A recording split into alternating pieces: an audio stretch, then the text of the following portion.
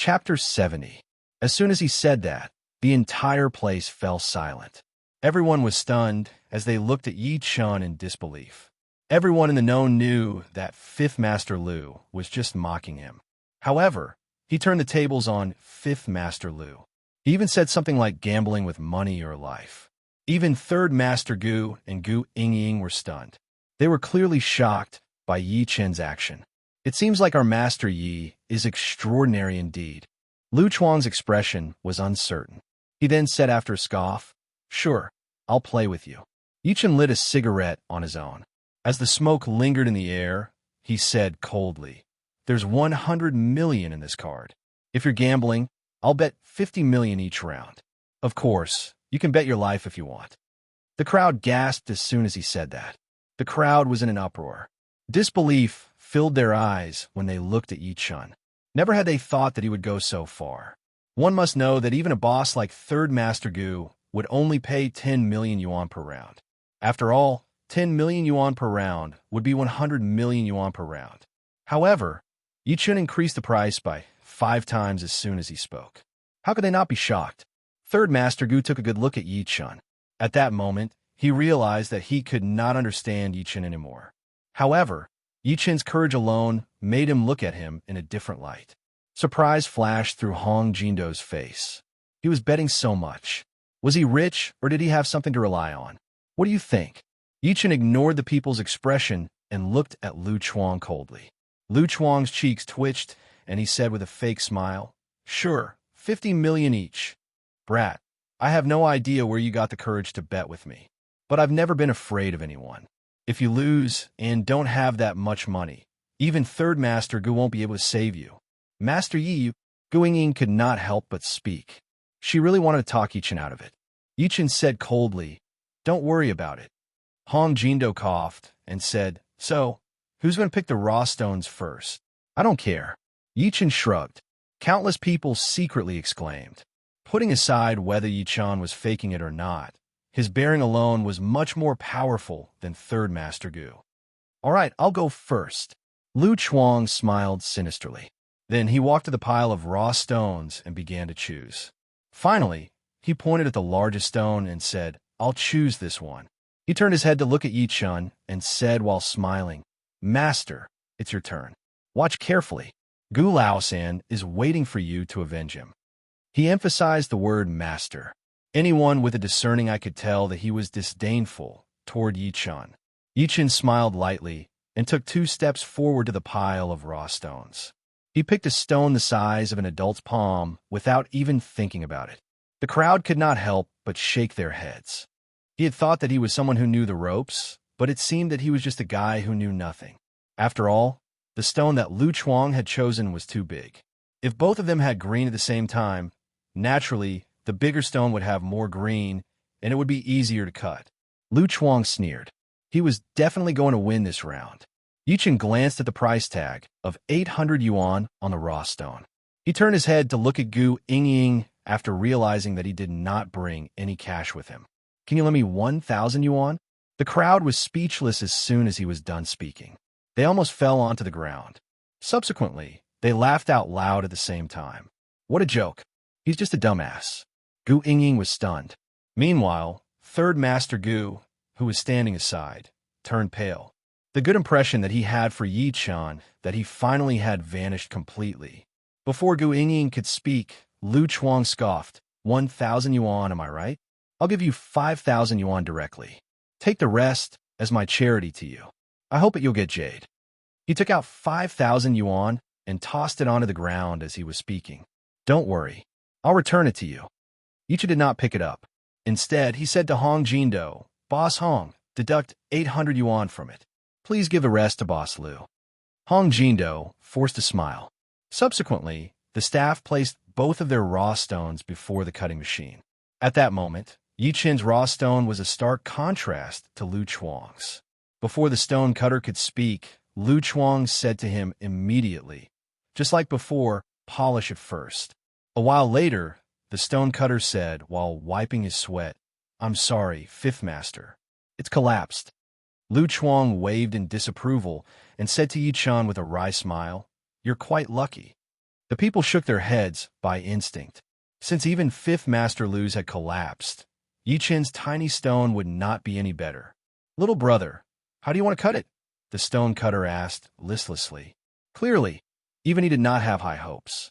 Yi Chen picked up a piece of chalk from the ground and drew a circle on the raw stone. He then said to the stone cutter, "Follow my mark. Polish it first before polishing it."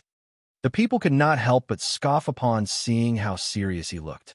Lu Chuang even chuckled out loud. The stone cutter nodded impatiently and proceeded to dissect the stone. Lu Chuang did not even look at it and walked directly to Third Master Gu.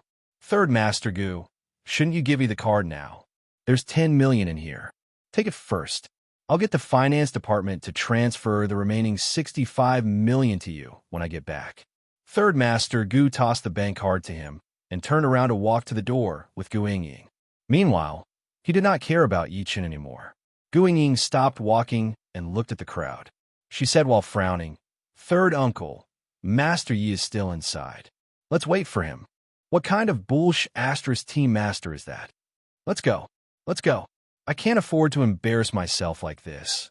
Third Master Gu said angrily and was about to leave with a grim expression. Suddenly, a scream came from the crowd. "It's green. It's green. It's ice red jade."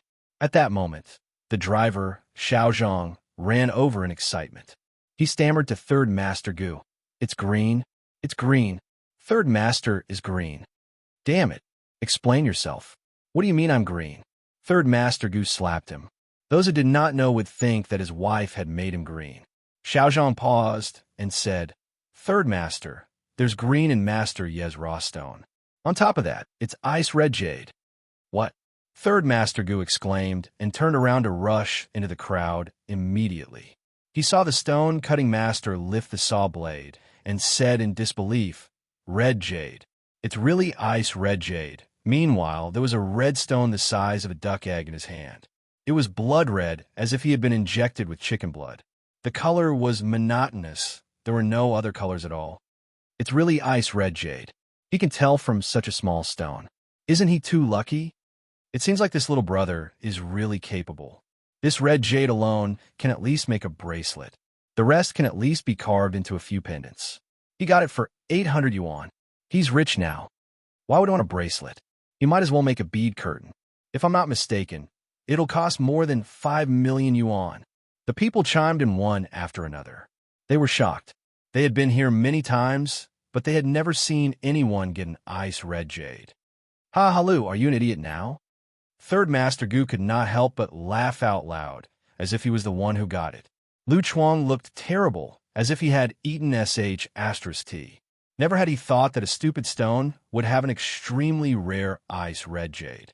At that moment, Yi Chen borrowed 10,000 yuan from Gu Yingying. He walked to Lu Chuang one step after another and threw 10,000 yuan at his face directly. Chapter 71. Slap. The sound of the 10,000 yuan hitting Lu Chuang's face was unusually loud. It was followed by hundreds of notes flying everywhere. At that moment, the lounge was terrifyingly quiet. Everyone held their breath and dared not make a sound, as if the temperature in the room had dropped. Who was Lu Chuang? He was a dragon in Tiannan, a real dragon that crossed the river. However, not only did Yi Chen dare to win his money, but he even humiliated him with it. Was Yi Chen courting death? "Brat, how dare you make fun of me?" Lu Chuang's expression was extremely grim. He glared deadly at Yi Chen as killing intent rose in him. At the same time, the 5 hunks in sunglasses who were standing behind him took a step forward at the same time. They looked menacing. Yi Chen smiled calmly and lit a cigarette on his own as he sat down. He said without even lifting his head, "Those who humiliate others will be humiliated by others." "Lu, are you trying to stir up trouble?" Third Master Gu slammed the table hard and stood next to Yi Chen immediately. Many people stood behind him as soon as he was done speaking. There were also quite a number of people who stood behind him. The two groups of people were at each other's throats, and the atmosphere was very heavy. Hong Jindo said in his deep voice, "What do you think this place is? A wet market? Do it outside if you want to fight. Otherwise, don't blame me for turning my back on you." "Great, very great." Lu Chuang looked at Yi Chen in a creepy manner for a while. He only laughed out of rage. You're the first person who dares to do this to me. Great. Do you dare to do it again? I'll bet a finger with you. The people gasped as soon as he said that. They could not help but feel a chill rising within them. It seemed like Yi Chan had offended Third Master Gu. Hong Jindo looked serious. He glanced at Yi Chan secretly and secretly shook his head. Things were getting out of hand. Lu, are you out of your mind? A finger? Why don't you bet your head? Third Master Gu cursed out of rage. He subsequently looked at Yi Chan and said, Master Yi, this Lu guy is a lunatic. Let's ignore him. Let's go.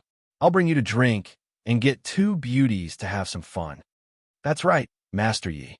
Basically, you'll lose 9 out of 10 times in stone gambling.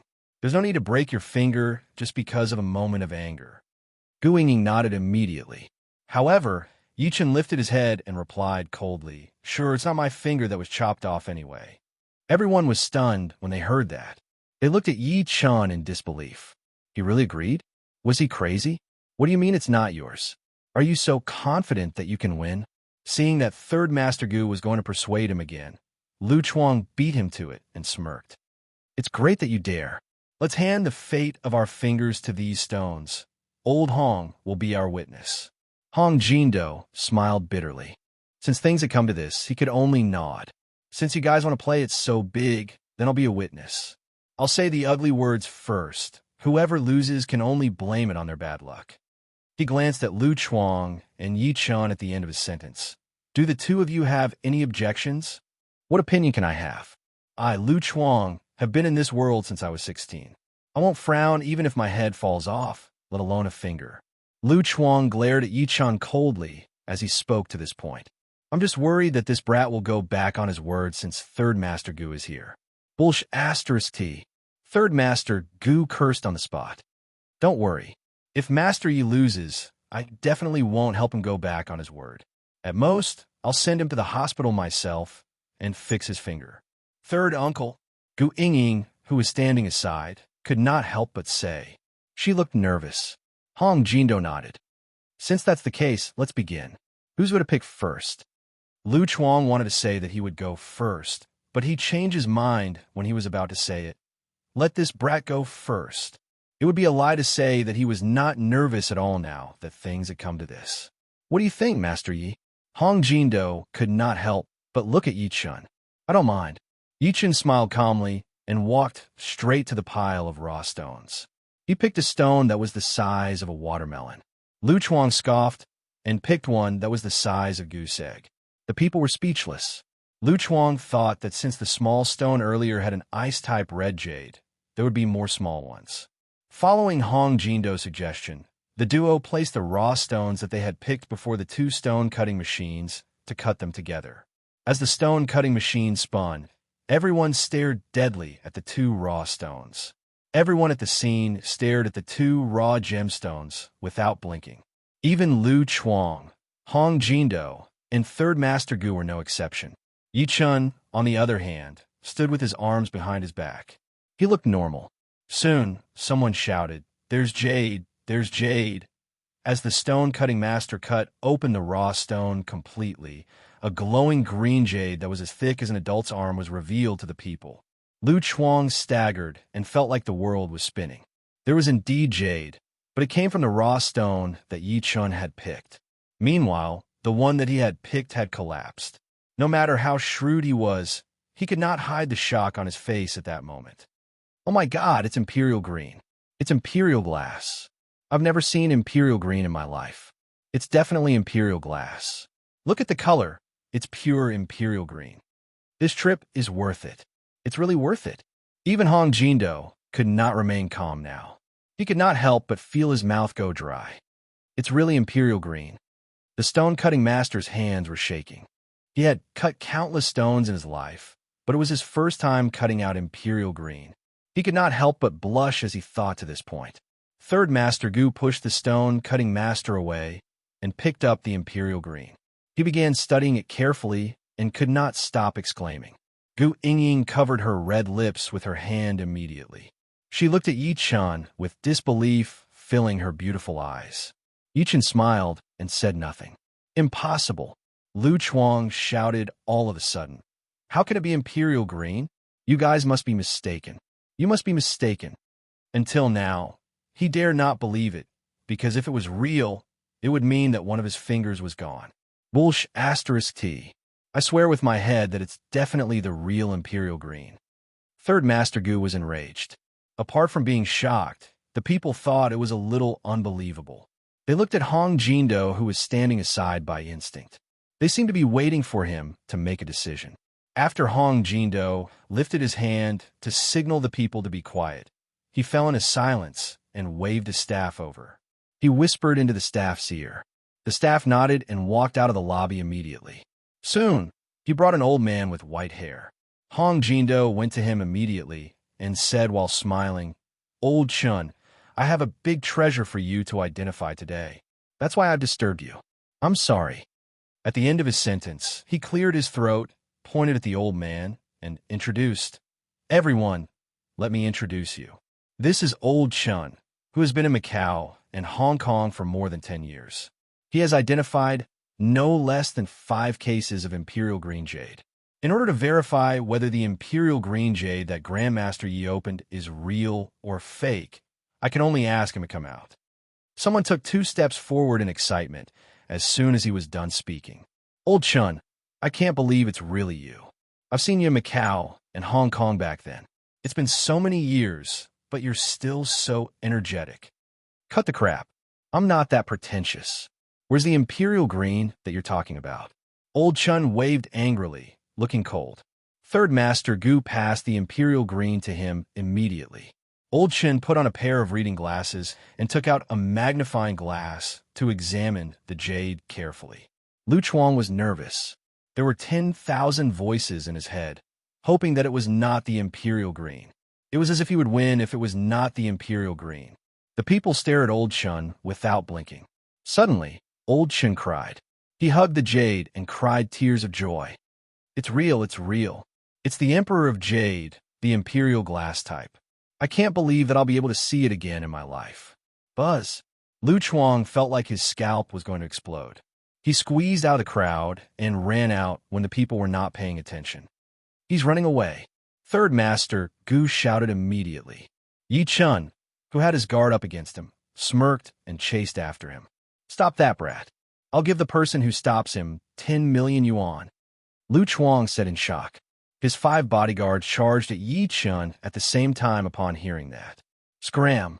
Yi Chun shouted. As a loud thud came, the 5 of them were thrown out. Lu Chuang was shocked to see that when he turned his head. Before he could think too much, he felt his vision blur. Subsequently, Yi Chun grabbed him by the neck and lifted him into the air. "No, I can give you as much money as you want."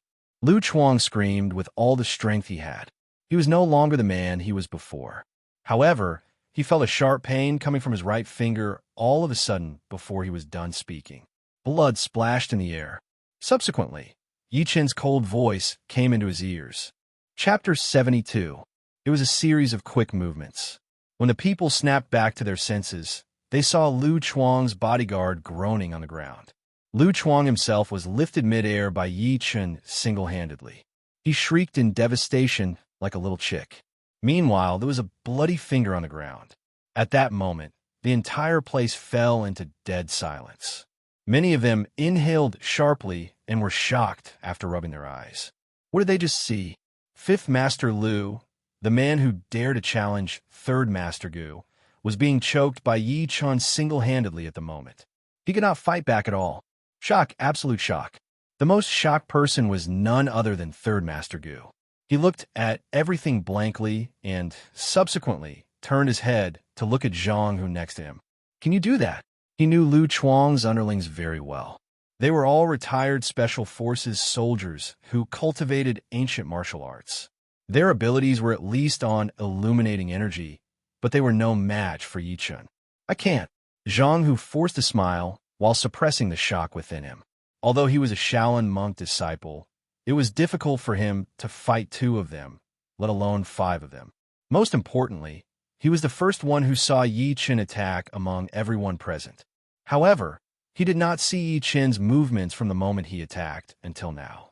Third Master Gu fell into silence. Hong Jindo's pupils shrunk.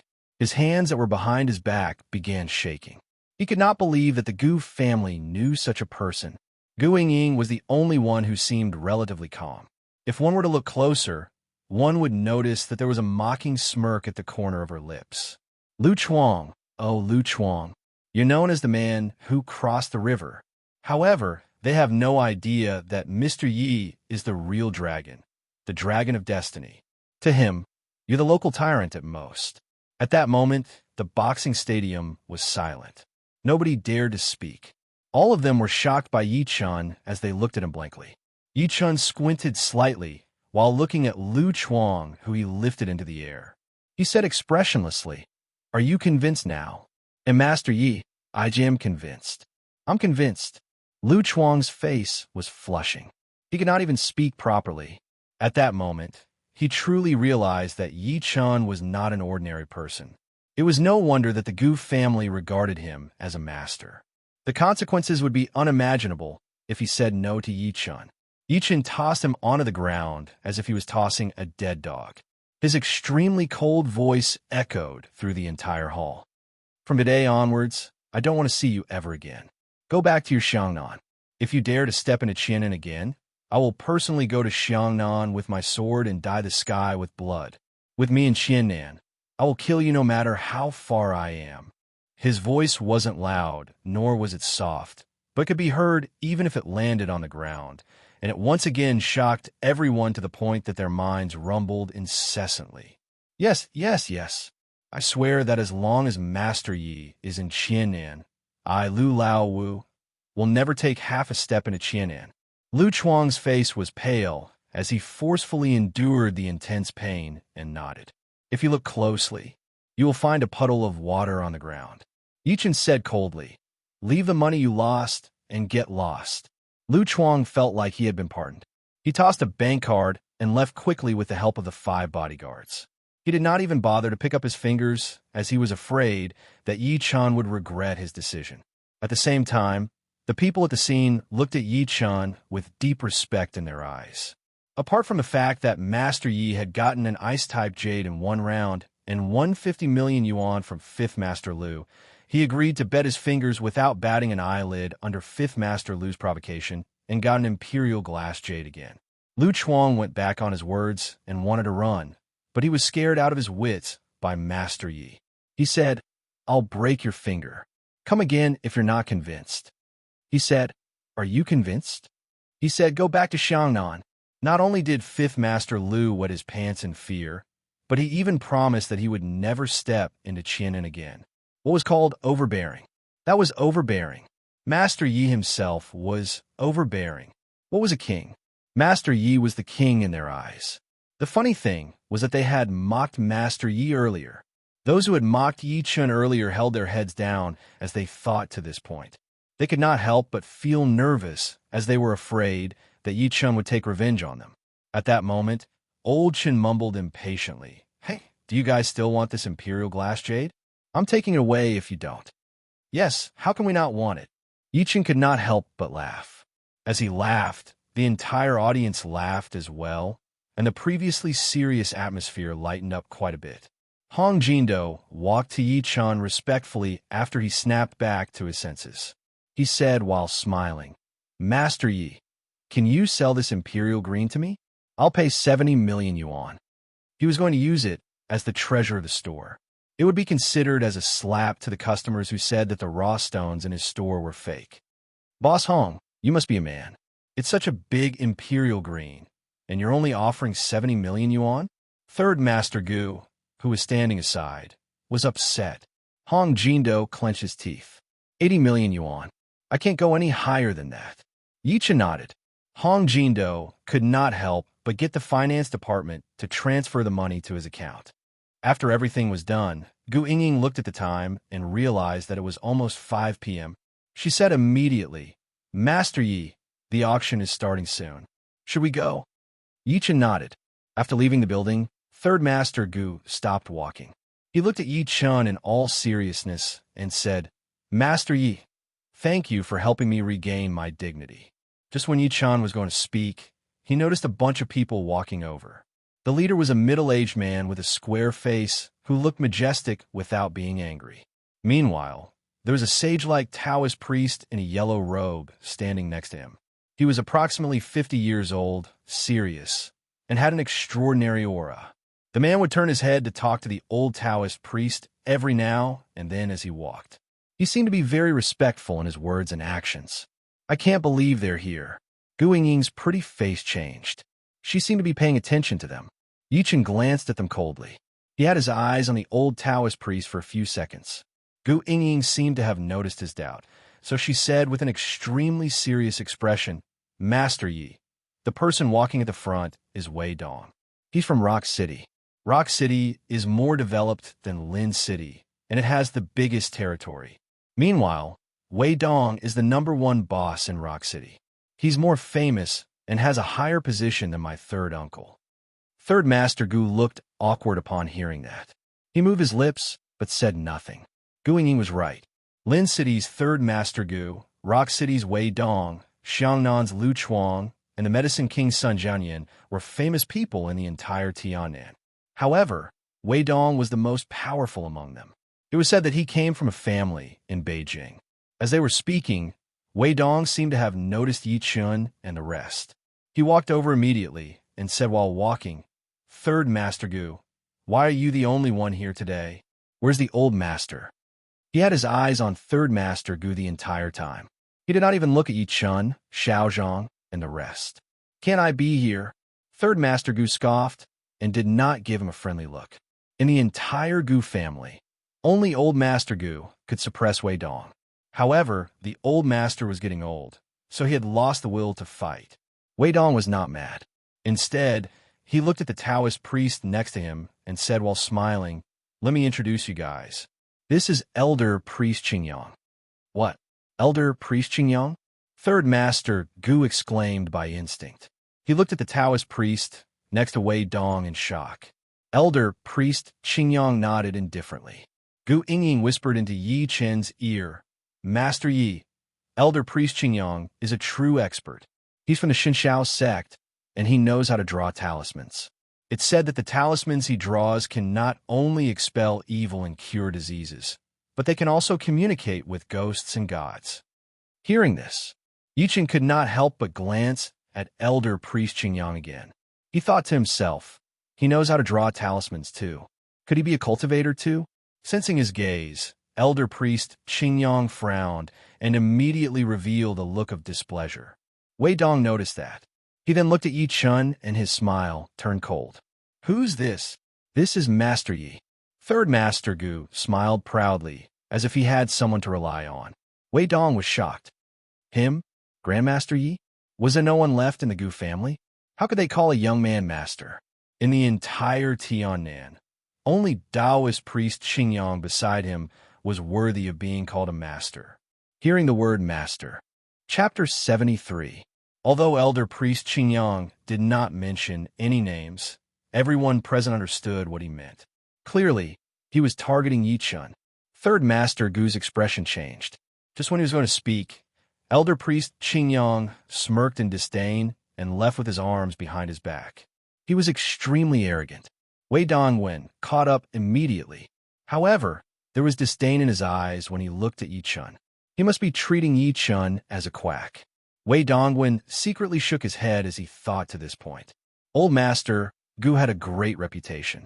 How did he have such a useless son like Third Master Gu? Yi Chun, on the other hand, looked the same since the beginning. He squinted as he watched Elder Priest Qingyang leave quietly.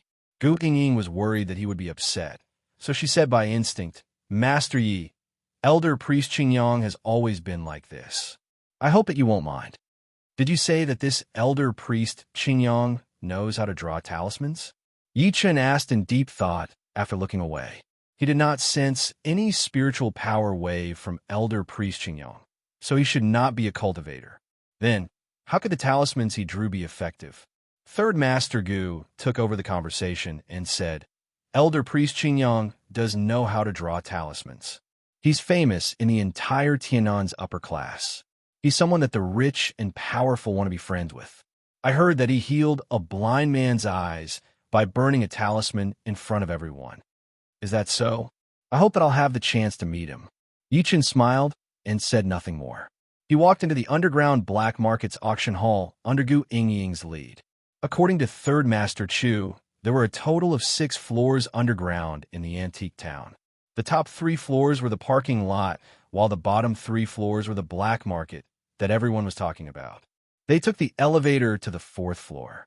The so-called black market was actually a hall that was similar to a movie theater. It was oval in shape with densely packed seats all around. Meanwhile, the auction area was right in the middle.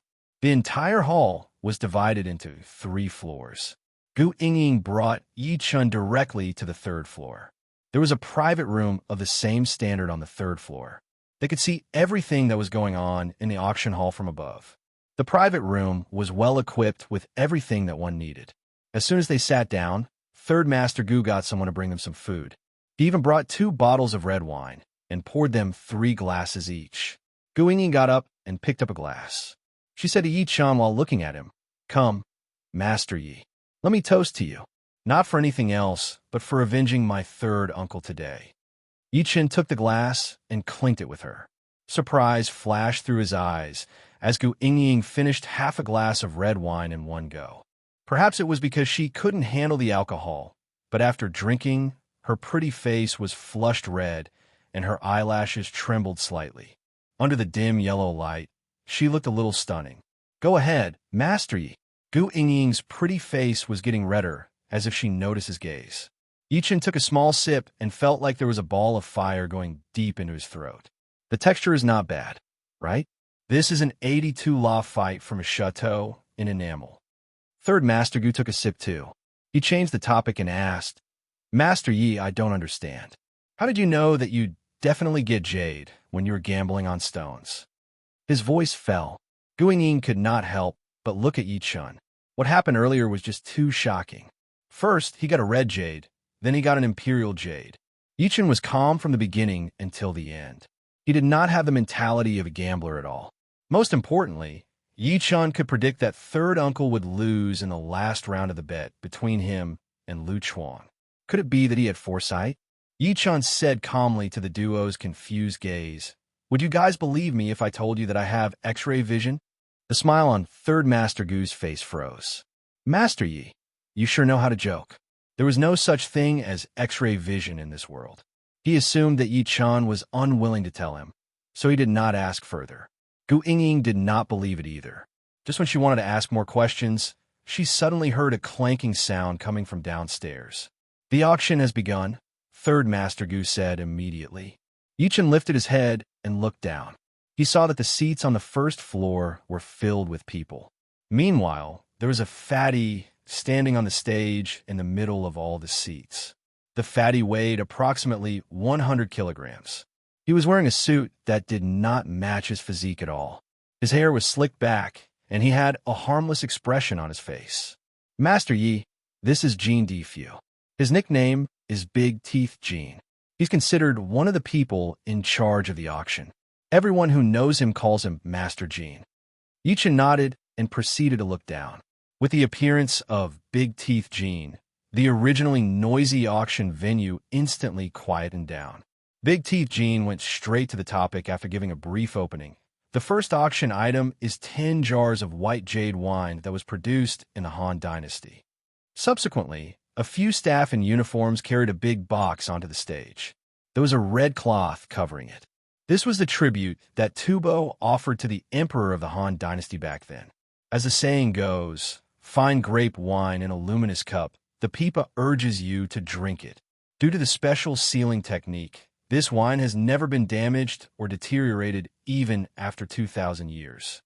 To prove what he said, Big Teeth Jean got his staff to remove the red cloth and open a jar of wine in front of everyone.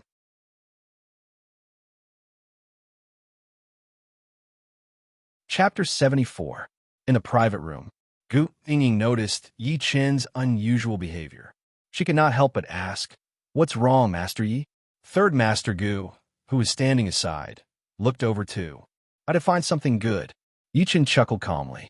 His expression remained the same. Through his divine consciousness, he saw that there was a brush in the sandalwood box. Moreover, it was a writing brush. If it were a regular writing brush, it would not have piqued his interest at all. Most importantly, there was a faint spiritual energy in the writing brush. It was a spirit brush. In the cultivation world, every talisman craftsman who wanted to craft talismans would need a spirit brush. The spirit brush was a medium, and cultivators could imprint spells on the talisman paper with it. That way, the talisman that was drawn would be powerful. If it were a regular writing brush, the talisman drawn would be no different from a blank piece of paper. If he could get his hands on this spirit brush, it would definitely be of great help. Yichin secretly nodded as he thought to this point. As Big Teeth Jean opened a sandalwood box, there was a writing brush inside.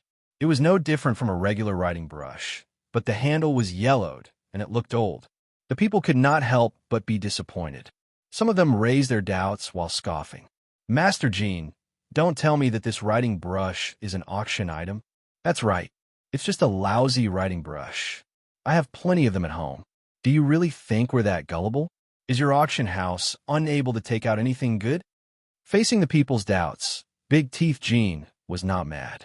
Instead, he lifted his hand to signal the people to be quiet before saying, "Guys, don't underestimate this writing brush. It's the relic left behind by the late Master Xiao Bai." The people were shocked as soon as Xiao Bai's name was mentioned. Xiao Bai? Could he be the mysterious Master Xiao Bai, who was famous in Macau, Hong Kong, and Taiwan? Big Teeth Jean nodded instantly. That's right. It's the relic that he left behind. Master Zhao's descendant asked us to auction it for him. In the private room, Yichun turned his head to look at Gu Yingying, who was next to him. He asked in confusion, "Who's Xiao Bai?" Gu Yingying shook her head to indicate that she had no idea. Master Xiao is a legend. Third Master Gu, on the other hand, was shocked. He inhaled lightly and said with respect on his face, "Master Xiao is a real metaphysics expert. Rumor has it that he knows medicine, feng shui, and could even observe the sky. He was very popular in Hong Kong and Macau in the 80s and 90s. It was said that Master Xiao chose the ancestral grave of the richest man in Hong Kong and Macau. Unfortunately, even though he's well-versed in metaphysics, he can't escape death." Yichin nodded lightly.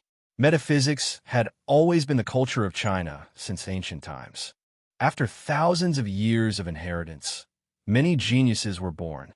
Although they were just ordinary people, they could borrow the energy of the geography, mountains, rivers, the sun, the moon, and the stars to change fate. Just as they were speaking, the atmosphere below the stage had already risen to a climax. Many people began to have thoughts of obtaining the brush after hearing that it was Xiao Bai's relic. Big Teeth Jean smiled and said, "This pen will be officially auctioned. The starting price is 10 million, and each increment must be no less than 1 million. His voice fell. Before the people could bid, a cold voice came from one of the private rooms on the third floor. "Everyone, I'm Wei Dong. I hope that everyone will give me face and let me have this brush." Although his words sounded very calm, it was mixed with a hint of irrefutable tone. Wei Dong.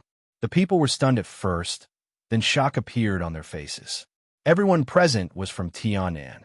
Everyone knew the name of Rock City's boss, Wei Dong. They did not expect him to be here. Some of them looked unwilling, but they dared not bid. They could only accept their fate. Even some bosses who were no lower than Wei Dong chose to back off at that moment. Although Master Zhao's relic was precious, it was not worth offending a boss for it. Big Teeth Jin's expression changed, clearly upset. After all, Wei Dong had broken the auction house's rules. However, Wei Dong was the boss after all. At that moment, the entire auction house was dead silent. Just when everyone thought that the brush left behind by Master Xiao would be sold to Wei Dong for 10 million yuan, an extremely discordant voice rang out. 20 million! Gasp! The crowd gasped. Everyone could not help but look at the third floor following the voice. They were shocked. Even Big Teeth Jean was shocked. Who exactly is that? Who dares to challenge Wei Dong publicly? In the private room, Gu Yingying looked at Yi Chun, who had bid earlier, with her mouth agape. She could not help but say, "Master Yi." She wanted to say that Yi Chun should not mess things up since Wei Dong had spoken.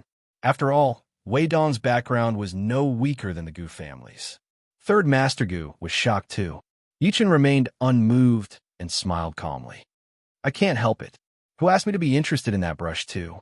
Big Teeth Jean was over the moon when he snapped back to his senses. The guest in private room number 8 on the 3rd floor has bid 10 million. Is there anyone who wants to bid a higher price? Although he said that, he could not help but look at private room number 6 on the 3rd floor. At the same time, in private room number 6, Wei Dong's expression turned grim as he said in a rather creepy tone, "Someone dares to bid against me? I think it's that Master Yi earlier. Is he taking revenge on me for mocking him earlier?" Elder Priest Qingyang was stunned at first. Subsequently, his expression turned extremely terrible. He thought it was something that he could easily get. Never had he thought that someone would come out of nowhere. Moreover, it was a scammer in his eyes. Wei Dong walked out of the private room instantly and said to Big Teeth Jean on the stage, 30 million. Big Teeth Jean nodded. 30 million going once. Before he was done speaking, another cold voice came. 50 million. This time, everyone present was so shocked that they were completely speechless. They all looked at private room 8 with a look of admiration. Boss, a real boss. Are you sent by a monkey to suppress Wei Dong? UB Asterisk starred. Wei Dong could no longer hide the rage within him. He glared coldly at the private room that Yichen was in. Instead of being mad, he said while smiling, Third Master Gu, please control your people. He finally understood now. It was indeed Yichen who was arguing with him. Since when had he been humiliated like that? Third Master Gu looked at Yichen. He did not want to fight with Wei Dong because of that. So he said hesitantly, Master Yi. Yichen did not even look at him and bid again. 100 million. Wei Dong was speechless. Third Master Gu was speechless. Seeing that the price had increased to 100 million, Elder Priest Qingyang could no longer sit still. He said, I'm determined to get this pen. I hope that you'll do me a favor. He was a master that was sought after by many. Nobody dared to say anything that he did not want to do him a favor. 200 million. Another bid silenced him. Dead silence filled the place. Yichen lifted his gaze slightly, and mockery appeared on his lips. Chapter 75. In the end, everyone was shocked that Yichen had successfully bid for the brush pen at the price of 200 million. Just when everyone was secretly anticipating the battle between him and the boss, Wei Dong, Yichen left the auction house in a hurry with the item. He wanted to see if the brush could draw talismans. Bang! Elder Priest Qingyang no longer had the bearing of an expert. Instead, his face was grim. This brat is audacious. I can't believe that he dares to steal my item. He had been coveting the brush for a long time. He had come all the way here for it. Never had he thought that a brat who he looked down on would steal it from him. Elder Priest, this is Lin City after all. If I attack him, Third Master Gu definitely won't sit still, Wei Dong said rather fearfully. Elder Priest Qingyang's expression changed a few times. Subsequently, he scoffed and said, Does he really think that it's that easy to take my item? Doesn't he call himself a master? Hold a master banquet later and invite him over. I'll show him how powerful I am. At the Treasure Pavilion in Jiulong Antique City, Yichen got Uncle Su to arrange a room for him. He took out the brush after telling everyone not to disturb him. It's indeed a spiritual brush. Although the spiritual energy is weak, it can be considered a low-level magic tool. The fur on it seems like it's from the underarm fur of a 100-year-old wolf. Yichen revealed a satisfied smile. He did not pay much attention to Third Master Gu saying that Xiao Bai knew metaphysics earlier, but he believed it now. To be able to craft such a spiritual brush, Xiao Bai must have comprehended the integration of heaven and man. The so-called integration of heaven and man referred to the integration of man and nature. However, mortals were mortals after all. There would always be ants if they did not cultivate. They could not escape the pain of reincarnation. Shaking his head, Yichen opened his mouth and spat green energy at the brush. He thought to himself and took out the Samadhi True Fire. He performed the Pill Cauldron Sex Tool Refinement Method, the Void Tool Refinement Method. Not long after, as the last refinement method was completed, A brush that was glowing with green energy appeared in Yi Chen's hand. If one were to say that the brush gave off a shabby feeling before, it now had a trace of liveliness to it. The heavens are round and the earth is square. There are 9 chapters of the law. Now that I'm writing, 10,000 ghosts shall hide. Yi Chen held the brush and smiled lightly. I'll call you the heavenly brush from now on. This was his first artifact after returning to Earth. The spiritual pen has been completed. The next step is to craft talismans. Yi Chen mixed the yellow paper, cinnabar, smoke, and ink that he had bought on his way back. He held the heavenly brush in his hand and dipped the tip of the brush into it. After taking a deep breath, he drew a 5 thunder talisman on the yellow paper in a flamboyant manner. The whole process was done in one go, without any sloppiness. In the blink of an eye, a 5 thunder talisman was completed. It's a pity that we don't have enough materials. Otherwise, we can draw more talismans, such as the Imperial Wind Talisman. If we are at the Golden Core stage, we can make talisman treasures, such as the Sword Talisman. Once the talisman is activated, the area within a 10-mile radius will be filled with sword chi, and not even a blade of grass will grow. Yi Chen sighed softly. Determination replaced his eyes. With this heavenly brush, he would have a great help when he went to the Su family in the future.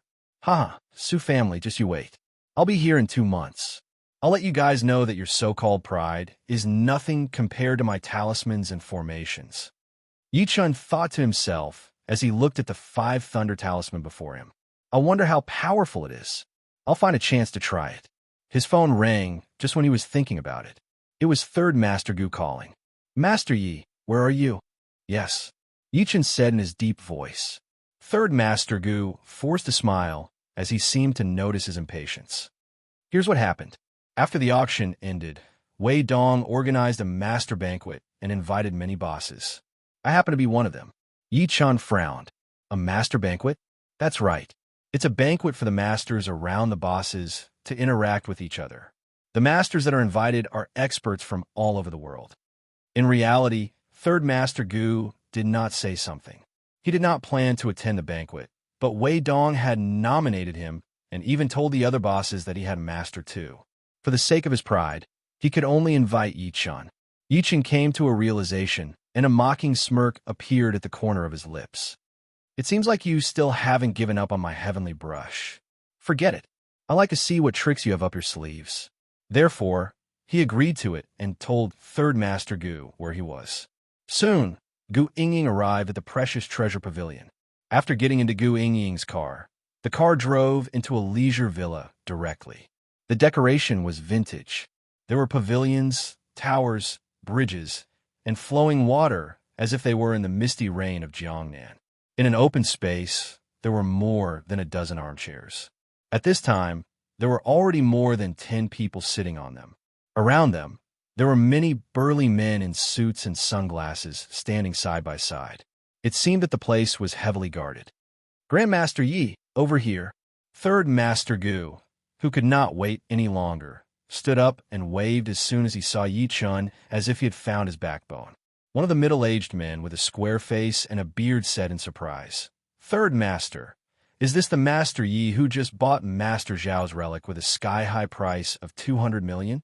As soon as he said this, Elder Priest Qingyang only glanced at him indifferently before withdrawing his gaze, as if he did not remember what had happened earlier. Among the crowd, Wei Dong's expression darkened. He forced a smile and said, Which master here today isn't at the age of knowing their destiny? Only this master Yi isn't even 30 years old. What a genius. As his voice fell, everyone present looked at Yi Chen at the same time. Their gazes and expressions varied. Some were surprised by Yi Chen's ordinariness. She was surprised at his youth. However, there was even more disdain. How could someone so young be called a master? Wei, aren't you unhappy that Grandmaster Yi took your things? As the saying goes, the highest bidder wins. Stop being so sarcastic. Come at me if you're unhappy. Third Master Gu slammed the table hard, his expression unfriendly. Wei Dong scoffed. Come at you? It's not that I'm looking down on anyone, but you, Third Master Gu, aren't good enough. You. Third Master Gu was enraged. Enough. An old man sitting on the upper left frowned, seeing the duo fight. We're here to join the master banquet today, not to listen to you guys fight. The duo only stopped fighting then. Gu Ying introduced softly next to Yi Chun. The man with the square face and beard in the beginning is Yan Bin. He's the richest man in Qiannan's Qin City. Meanwhile, the old man at the end is Ma Jin Yuan from Tongzhou. He owns a factory with over 50,000 employees. Since it's a master banquet, naturally, it's an exchange between masters. Wei Dong, the organizer of the banquet, said in all seriousness, "I'll add some excitement here. The winner of the master banquet exchange will get 10 million from everyone here." As soon as he was done speaking, the masters that the bosses brought could not help but secretly inhale. 10 million each, and there were more than 10 bosses here. Would that not be close to 200 million? Yan Bin frowned. So, what kind of exchange will be used to determine the winner? He asked the question that was on everyone's mind. It's simple. Chapter 76. I'm not picking on anyone, but I want to say that all the so-called masters here are trash. The place fell into silence as soon as Elder Priest Qingyang was done speaking. Then a wave of cursing exploded. You think I'll be number one if I defeat you? That's shameless. Who do you think you are? You're just an old Taoist priest. Who gave you the confidence to say that? The masters present were outstanding people from all over the world. Naturally, they were arrogant and would not give in to anyone. What Elder Priest Qingyang said undoubtedly ignited the rage within them. It wasn't just them. Many of the big shots had ugly expressions on their faces as well. Yan Bin looked at Wei Dong and sneered. Wei Dong, the master you invited, sure, is arrogant. It's not that he's arrogant, but Elder Priest Qingyang has the ability to look down on everyone. Wei Dong smiled confidently and ignored the boss's anger. A bunch of trash. Do you guys really think I invited you guys here to give you a chance to perform? You're so wrong. You guys are just a supporting role, and Elder Priest Qingyang needs you guys. The more he acted like that, the more upset the bosses were. Yan Bin lifted his head to look at the master he brought and said while smiling, "What do you think, Master Qian?" The person called Master Qian was an old man in his 50s. He had a tanned face, but he had an extraordinary aura. The veins on his temples were bulging. "I'll go and meet him." Master Qian scoffed and slapped the chair's handle hard. He flew into the air and leaped over everyone's heads directly. Subsequently, he landed on the empty ground 5 meters away steadily. His technique made everyone's eyelids twitch. Many of them had shock on their faces. Ma Jinbai took a good look at Yan Bin. "Director Yan, this Master Qian of yours is extraordinary. Many of the masters present might not have been able to do what Master Qian did by leaping into the air earlier." "You flatter me." Yan Bin smiled calmly, but he could not hide the smile on his face. Third Master Gu's expression changed. There was fear in his eyes when he looked at Master Qian. Clearly, this Master Qian was an expert too. No wonder Yan Bin treated him like a VIP. I wonder if Master Yi has. He could not help but glance at Yi Chun by instinct as he thought to this point. However, he realized that Yi Chun did not care at all, as if he did not see what happened earlier. After Master Qian landed, he looked coldly at Elder Priest Qingyang and smiled disdainfully. "Old Taoist, how do you want to compete? As long as you can get close to me, I lose." Elder Priest Qingyang looked at Master Qian in disdain. Then, he took out a scarecrow that was about the size of a palm. "Old bastard, you're too arrogant." Master Qian flew into a rage and threw a punch. His figure dashed toward Elder Priest Qingyang quickly. The big shot's expressions turned grave. However, Elder Priest Qingyang calmly picked up the silver needle in his hand and gently pricked the scarecrow's legs. Plop! Accompanied by a loud noise. Master Qian, who was approaching Elder Priest Qingyang, leaned forward and fell to the ground. Master Qian's face was full of horror, because he found that he couldn't move his feet, as if he was being hugged by someone. Yi Chen glanced at the scarecrow in Elder Priest Qingyang's hand in deep thought. He came to a realization immediately. So, he was an expert in witchcraft. He had encountered witchcraft in the cultivation world before. It was extremely strange and evil. Anyone who had cultivated witchcraft could cast a spell from 1,000 miles away and kill without leaving a trace. If one had cultivated it to perfection, as long as one called the enemy's name, the enemy would fall to the ground and die as soon as they responded. The series of changes that came out of nowhere confused the people. Yin Bin's expression changed, and he urged immediately, "Master Qian, get up now." Get up? How can he get up without my permission? Elder priest Qingyang chuckled and tossed the scarecrow in his hand onto the ground. The scarecrow bent its legs and knelt on the ground. At the same time, Master Qian followed the scarecrow's action and knelt before Elder priest Qingyang. Something's wrong with that scarecrow. Third Master Gu gulped and lost his voice in shock. The people reacted instantly. Ma Jinbai inhaled sharply and seemed to have recalled something. Could this be the Maoshan method? You're quite knowledgeable. That's right. Elder priest Qingyang is using the Maoshan method, Wei Dong said while smiling proudly. Everyone's expression changed as soon as he said that. Everyone's expressions changed one after another. When they looked at Elder priest Qingyang again, their gazes were filled with deep fear. So, he knew the Maoshan method. Legend had it that the Maoshan method originated from witchcraft and possessed mysterious power. How could ordinary people like them compare? Ma Jinbai stood up first and clasped his fists at Elder priest Qingyang. Please forgive us for not recognizing your face. I hope you don't mind. The rest of the bosses reacted as soon as he spoke. They clasped their fists at Elder priest Qingyang one after another. There was no neglect on their faces at all. Even the other masters who were present were no exception. What a joke. Even Master Qian was being played like a puppet.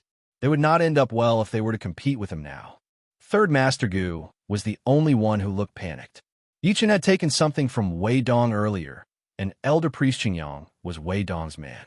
What if Elder priest Qingyang blamed him? Elder priest Qingyang enjoyed everyone's respect. He stretched his arm out and removed the silver needles from the scarecrow.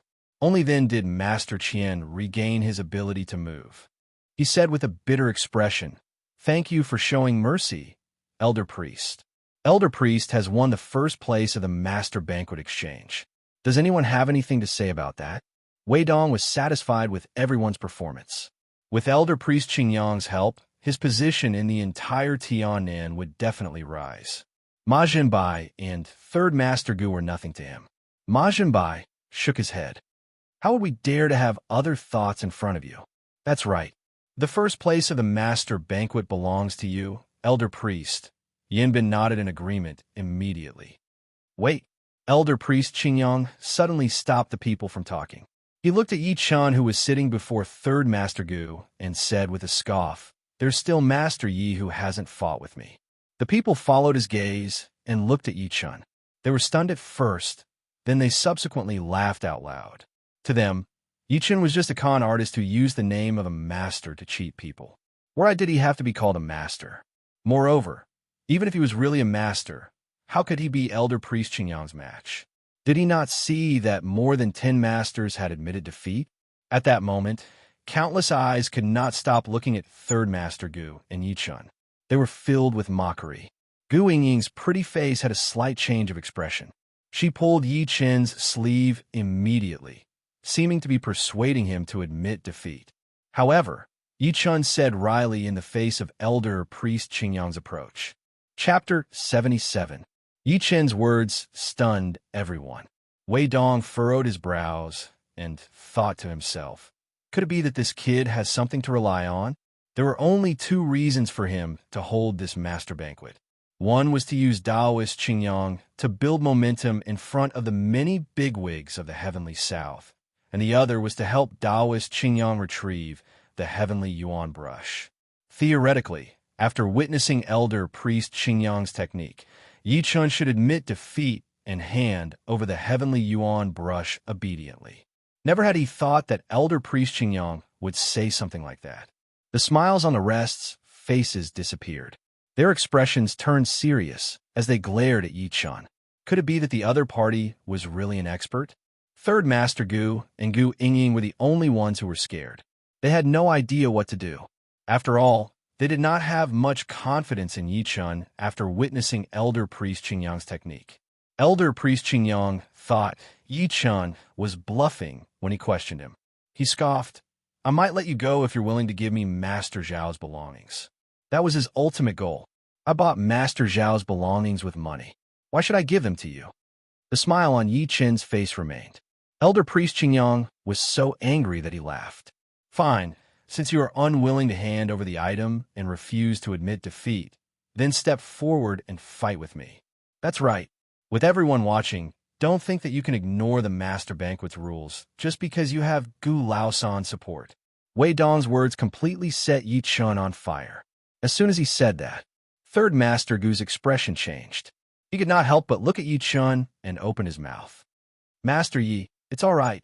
Yi Chen smiled and stood up while walking to Elder Priest Qingyang one step after another with his arms behind his back. There was a smirk at the corner of his lips. I'd like to witness your so-called Maoshan method too. Fine, you asked for it. Elder Priest Qingyang took a deep breath and picked up the scarecrow from the ground. 2 silver needles appeared in his hand. Fear flashed across everyone's faces when they saw this. Taoist Master Qingyang was going to use the Maoshan art. Master Qian, who was always in the air, was completely subdued by it. He couldn't move at all. Master Qian's face turned pale. Gu Yingying clenched her fists tightly with determination on her pretty face. She was secretly prepared to admit defeat from Master Yi if he could not do it. Reckless brat. Wei Dong sneered in his heart. Just like before, Elder Priest Qingyang picked up 2 silver needles and pierced them into the scarecrow's legs. However, the next moment, the smile on his face suddenly froze. This was because he discovered that the scarecrow's legs were as hard as iron, and the silver needle could not pierce through them at all. Meanwhile, Yi Chen continued to walk toward him. He showed no signs of stopping at all. Elder Priest Qingyang increased his strength and stabbed at the scarecrow, but the silver needle still could not pierce through. Perhaps because he used too much strength, the 2 silver needles broke with a crisp sound. How is this possible? Elder Priest Qingyang exclaimed in disbelief. His technique had always been successful. Why did it not work on Yi Chen at all? Seeing that Yi Chen was getting closer to him, Elder Priest Qingyang panicked a little. He took out 2 silver needles again and stabbed them into the scarecrow's heart directly. Bang! The scarecrow instantly exploded. Elder Priest Qingyang spat a mouthful of blood out and retreated a few steps back. Subsequently, he looked at Yi Chen with shock written all over his face. Who exactly are you? Not only did his puppet method fail to do anything to Yi Chen, but it even backfired on him. He was not the only one. The people at the scene gasped at that moment. Elder Priest Qingyang's method worked on Yi Chen? Wei Dong stood up from his seat in shock. Disbelief filled his face. Third Master Gu was stunned. Gu Yingying let out a long breath. Yi Chen stopped less than 10 centimeters away from Elder Priest Qingyang. He looked at him in slight disappointment. Is this what you're so proud of? That's all you got? He shook his head and returned to his seat after saying that. He had the body of an immortal and the life providence of a heavenly emperor. How could a mere unorthodox sect affect him? Puffed. Elder Priest Qingyang spat another mouthful of blood out. Dead silence filled the place. Everyone was so shocked that they could not speak. They thought that the outcome of the battle would be as expected, but never had they thought that there would be an accident. Ha, Wei Dong. It seems like this Elder Priest Qingyang that you hired isn't as powerful as the Master Yi that I hired.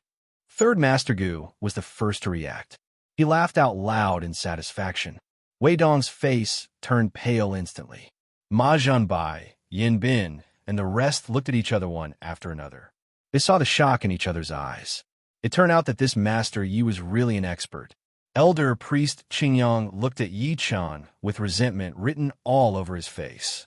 Brat, you took my stuff and ruined my image. I won't stop until I die today. Yi Chen said calmly. What? Don't tell me that you have other abilities? Elder Priest Qingyang stretched his arm out and took out a red coffin the size of a palm. He opened the coffin lid, and an intense chilly wind blew out of the red coffin. The chilly wind covered everyone like a sandstorm. The people shuddered and felt like their souls were almost frozen. They could not help but have goosebumps all over their bodies. Elder Priest Qingyang bit the tip of his tongue and spat a mouthful of blood into the coffin. A black silhouette flew out of the coffin. The black silhouette was the size of a baby and looked like a meatball. Its face was like a pancake with lumps all over it, and its two red eyeballs were popping out directly. Ha! The black silhouette grinned, revealing its teeth that looked like barbs. It looked like a demon that had just arrived. Gee, ghost! The people present were immediately startled and fell to the ground on their butts. All kinds of wails and howls were heard, and some even ran behind their bodyguards. Majambai was shaking all over. He said while stammering, is this the ghost rearing spell? I can't believe that such a thing exists in reality. That's right. This is the little ghost that I've refined for decades. It's my first time using it on someone. You can die without regrets. Elder priest Qingyang grinned and subsequently looked at Yi Chun, who was in the crowd. He was enraged to see him sitting where he was and drinking tea calmly. He stretched his arm and pointed. Go, swallow his blood essence. The black silhouette in the air charged at Yi Chun with the chilly wind. Bloodthirst filled its eyes. Brat, scream as much as you want. The louder you scream, the more my little ghost will like it, Elder priest Qingyang said coldly. Gu Yingying was so anxious that she almost cried upon seeing that. Master Yi, run. Run now. Oh no. Master Yi, I've let you down. Third Master Gu closed his eyes in despair. He was filled with regret. If he had known that this would happen, he would not have gotten Yi Chun to join the master banquet. Otherwise, this would not have happened. Die. So what if you're really capable? You're still no match for me. Wei Dong's eyes were cold. Yi Chun chuckled softly. Run? Why should I run? He put down the teacup while smiling and stood up from the chair. How dare a mere ghost offend the heavenly authority? A talisman appeared in his hand. He opened his mouth softly and spat out a few words slowly. I have a talisman that can be called the ninth heaven divine, thunder. Where are the 8 thunder gods? As soon as he was done speaking, the crowd felt darkness above their heads. They could not help but lift their heads to look at the sky by instinct. The sky that was clear earlier was covered in dark clouds within the blink of an eye. Meanwhile, a huge, dark thundercloud was gathering above their heads. Rumble! A thunderous sound rang out as bolts of lightning descended from the sky, bringing with them an aura that could destroy the heavens and the earth. In the next second, Wei Dong, Ma Zhenbai, Yin Bin, Third Master Gu, and the rest saw something that they would never forget for the rest of their lives. They saw the green bricks on the ground shatter. The entire hall was filled with lightning. At that moment, Chapter 78, the entire leisure villa was dead. The heavenly thunder rolled in front of him, and the wind blew violently. It was as if the heavens were angry and the people were resentful. It was a great shock to the soul. The clothes on Yi Chen's body fluttered in the wind as the strong wind blew wildly. All the people who ran outside hugged the obstacles beside them tightly, afraid that they would be swept into the sky by the strong wind. Kacha! Gu Yingying screamed. The clothes in front of her chest exploded, revealing a large part of her body. She held onto a tree beside her tightly. Like everyone else, she stared blankly at the man who was bathed in lightning. Holy shit, is he even human? A miracle! A miracle! This is the work of an immortal. Lord, please forgive my sins. Under such a brilliant heavenly might, anyone would feel fear from the bottom of their hearts. Many people could not help but kneel on the ground and kowtow as they prayed. Meanwhile, the moment the lightning struck, the black shadow that was flying toward Yi Chun in the sky let out an extremely shrill scream. It wanted to turn around and run away without saying anything. Since ancient times, good and evil have never coexisted. Heavenly thunder. It was always the nemesis of evil beings. However, as soon as it turned around, a bolt of lightning heavily bombarded its body. Accompanied by a miserable shriek, the black shadow was instantly annihilated.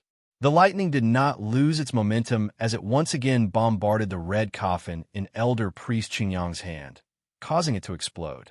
Although the lightning did not directly strike Elder Priest Qingyang's body, a portion of it still entered his hands. Elder Priest Qingyang let out a blood-curdling scream. His hands, which were previously holding the red coffin, exploded. He suddenly fell to the ground and cried out in horror. Who are you? How do you know the five thunders curse that only the celestial master of Longhum Mountain can perform? At this moment, he was already scared out of his wits. Yichen walked toward elder priest Qingyang one step after another. His expression was extremely cold, and there was no emotion in his voice at all. You were originally a cultivator, yet you refined a little demon without permission. This action goes against the harmony of the heavens, and then you controlled the little demon in an attempt to commit murder. Therefore, I sentence you to death. You deserve to be struck by lightning. As his voice fell, 5 bolts of lightning, each as thick as a baby's arm, descended from the sky and headed straight for elder priest Qingyang. It was the 5 thunders. The 5 thunders, as the name suggested, referred to metal thunders, wood thunders, water thunders, fire thunders, and earth thunders. No! Taoist priest Qingyang jerked his head up and let out a cry of indignation and extreme fear. In an instant, the 5 thunderbolts bombarded his head. Priest Qingyang's entire body was smashed to pieces by the lightning and turned into dust along with a series of wails and howls. The dark clouds in the sky seemed to be unable to bear the weight, and a heavy downpour immediately followed. It was as if a great river had turned over, drenching everyone. However, the rain could not get close to Yichen at all. Yichen lifted his head slightly to look at the sky and frowned. He pointed to the sky and roared, "Did I make you rain? Disperse." The next moment, a shocking scene appeared once again. Yichen shouted. The dark clouds above everyone's heads seemed to have received some kind of order and quickly dispersed. At this moment, the wind and rain stopped, the clouds dispersed, and the thunder dispersed. At this moment, the sky that was previously filled with dark clouds suddenly became clear again. Everyone present opened their mouths wide by instinct upon witnessing that. Shock filled their faces. They felt like their understanding of science was crushed hard at that moment. 5 words appeared in their heads at the same time. A godlike man. The heavenly lightning came and went at his command. The wind and rain were dispersed by his roar, especially when he said, "Did I make you rain? Disperse." It echoed in everyone's heads. Could this Master Yi be an immortal who has descended to earth? Ma Jinbai inhaled sharply and could not help but exclaim secretly. Wei Dong lay on the ground, shaking. He was no longer as arrogant as before. Yichen then turned his head to look at the people with his arms behind his back. At that moment, Yichen's image rose to the peak in their hearts. Everyone lowered their heads by instinct, not daring to lift their heads to look at him directly. Even Third Master Gu and Gu Yingying were no exception. Yichen frowned and said while looking at Wei Dong with a smile, "I didn't stop and kill the master that you hired. Will you call the police to arrest me? And no, I wouldn't dare to. I'm willing to give Master 500 million yuan to express my regret." Wei Dong jolted and suppressed the fear within him. He glanced at Yichen and lowered his head again. Even elder priest Qingyang, who knew the Maoshan method, was killed by Yichen with the help of lightning. How would he dare to think about revenge now? He did not even dare to think about it. The rest of the bosses reacted one after another. They looked at Yichen with respect and fear in their eyes. It was complicated. Someone as powerful as Wei Dong was kneeling before Yichen like a dead dog at that moment. Let alone them? In the face of that absolute power just now, what did identity, status, and authority count for? This is a real master, Ma Jinbai exclaimed while still recovering from the shock. He got up and bowed to Yichen in an extremely respectful manner. Master Yi is the champion of the Master Banquet Exchange. Master Yi is the champion. We're ashamed of our inferiority. The people reacted one after another. They mimicked Ma Jinbai and bowed to him. At that moment, be it masters or bosses, all of them were kneeling before Yichen. Gu Yingying looked at Yichen in a daze with her beautiful eyes. Her chest was undulating and her heart was pounding. No wonder Grandpa wanted to be friends with him. That was right. There were more than 10 masters present. Only one of them was a master. That was Master Yi. Third Master Gu jogged to Yichen after standing up from the ground. He looked at Yichen with bright eyes, as if he was infatuated with him. Master Yi, you were so amazing earlier. If he still had some doubts about Yichen before this, he He was completely convinced now. Yichen could not help but shake his head. At that moment, Ma Jinbai and the rest of the bosses looked at each other. They took out a check each and passed it to Yichen. Master Yi, this is the reward for the champion of the Master Banquet. Yichen took a look and realized that each check was 100 million yuan. He glanced at them in shock. Isn't it 10 million yuan per person? That's for the deceased elder priest Qingyang. For someone like Master Yi, we can only express our respect by giving you 100 million yuan per person, Yinbin said while smiling. First, they wanted to use the money to apologize for being rude to Yichen earlier. Secondly, they also wanted to be friends with Yichen. Yichen knew what they were thinking. He accepted the money anyway. After all, it would be a waste if he did not accept it. The people were secretly relieved to see that he accepted the money. They began surrounding Yichen and complimented him with all sorts of things that they could do. Yichen was not used to such occasions. He said something casually and got into Gu Yingying's car with a check that was over 2 billion yuan. They left the leisure villa. His phone rang when he was in the car. Chapter 79. The call was from Yang Tian. He said that he had made up his mind and decided to work at Yichen's company. Besides that, he had sent his son, Yang Hao, back to his parents. Yichen could feel his energy and vigor through the phone. He was relieved after hanging up the phone and asked him to report to the company the next day. He even gave him a Bentley. A few days later, the little girl's summer vacation began. Yichen went to the Gu residence and drove the Lamborghini that Gu Shaoquan had given him. Just when he was going to drive the little girl out, Yang Tian called. Yezi, I'm almost familiar with the company's business. I'm just short of someone. Oh yeah. Do you remember Zhou Zheng? Zhou Zheng. Yichen was stunned. He thought the name sounded familiar, but he could not recall who it was at the moment. He's the guy from our class in university who went to the wrong girl's toilet and was treated as a pervert. Yang Tian reminded him immediately. After hearing his reminder, Yichen finally recalled that there was indeed such a person. Here's the thing. Zhou Zheng wants to resign and work under me after hearing that I've become the vice president. Moreover, he's holding a party at the auspicious manor tonight. He's giving the students a chance to gather. I happen to be short of people too. Do you want to go? Forget it. You can go alone. I won't go. You're the vice president, so you have the right to appoint people. Yichen rejected without even thinking about it. Yang Tian said immediately, don't. You should go with me. I don't want the people in the company to say that I'm appointing people because I've just been appointed. Moreover, we haven't seen each other for years. We can catch up. It's settled then. I'm still in a meeting, so I'll probably be there later. Don't wait for me. Go to room number 13 at the auspicious manor directly. Yichen could only agree to it, not knowing whether to laugh or cry after being pestered by him. After hanging up the phone, the little girl sitting next to him pouted and held his arm in a clingy manner. Daddy, are you going out again? Daddy will bring you out to play tonight, okay? Yichen caressed her round face while smiling. He had no idea if it was an illusion, but it seemed like his daughter's face was getting rounder. He might as well change her name to Yi Yuan Yuan. The little fellow immediately danced with joy. Okay. I haven't gone out to play with Daddy for a long time. I want to buy a lot of good things, such as ice cream, Zhou hate duck, chicken wings, hamburgers. Yichen was speechless. No, if she continues to eat like this, my precious daughter will become a fat girl. What if Yuhan can't recognize her? Looks like I have to concoct a weight loss pill for this little glutton. And the kind that just eats without gaining weight. Soon it was nighttime. After informing his parents, Yichen brought the little girl out and got into the Lamborghini. Daddy, did you buy this paper? The little fellow sat in the front passenger seat. After fastening the seatbelt, she widened her eyes in curiosity. Yichen had a loving expression on his face. Someone gave it to me. My dear daughter, isn't it pretty? Nice. The little girl could not stop nodding. Piang's father in my class bought a paper too. Piang takes the car to school every day, but his mother doesn't let us touch it. She even said that we're poor. I'm so mad.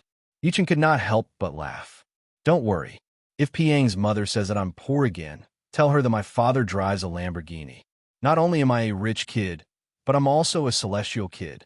Daddy, what's a celestial kid? The little girl tilted her head, looking confused. Realizing that he had said something wrong, Yi-chun could not stop coughing. Cough, cough. A celestial kid. It means that my Ming Ming is a little fairy. Yi-chun drove as he spoke. He was not afraid of being checked by the traffic police since Gu Xiaoquan had gotten his driver's license and driving permit for him. Yi-chun had been to the auspicious manor before, so he was familiar with the route this time. However, there were many cars parked at the entrance. Feeling helpless, Yi-chun could only park the car by the road and walk into the auspicious manor while carrying the little girl. The receptionist greeted him respectfully as soon as she saw him. She then contacted the manager of the hotel. Soon, the fatty with the surname phone from last time came over immediately. "Mr. Yi, you're here." The guests who were entering and exiting were secretly guessing who exactly Yi-chun was. He could not believe that the manager of the auspicious manor would come out to welcome him personally. "Yes, I'm here for the class reunion. I think it's in room number 13 on the second floor," Yi-chun responded coldly. Fatty Fong had a smile on his face. "Mr. Yi, I'll bring you there myself." "It's all right. Go ahead with your business. I'll go there myself." Yi-chun shook his head and carried the little girl to the second floor. At the same time, in room number 13, a bunch of people dressed extremely nicely sat on the couch. There were all sorts of fruit platters and wine before them. The leader was a young man in a suit and leather shoes. He had a little beard on his chin and his hair was combed.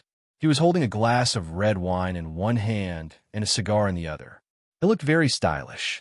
It was Zhou Zheng whom Yang Tian had mentioned.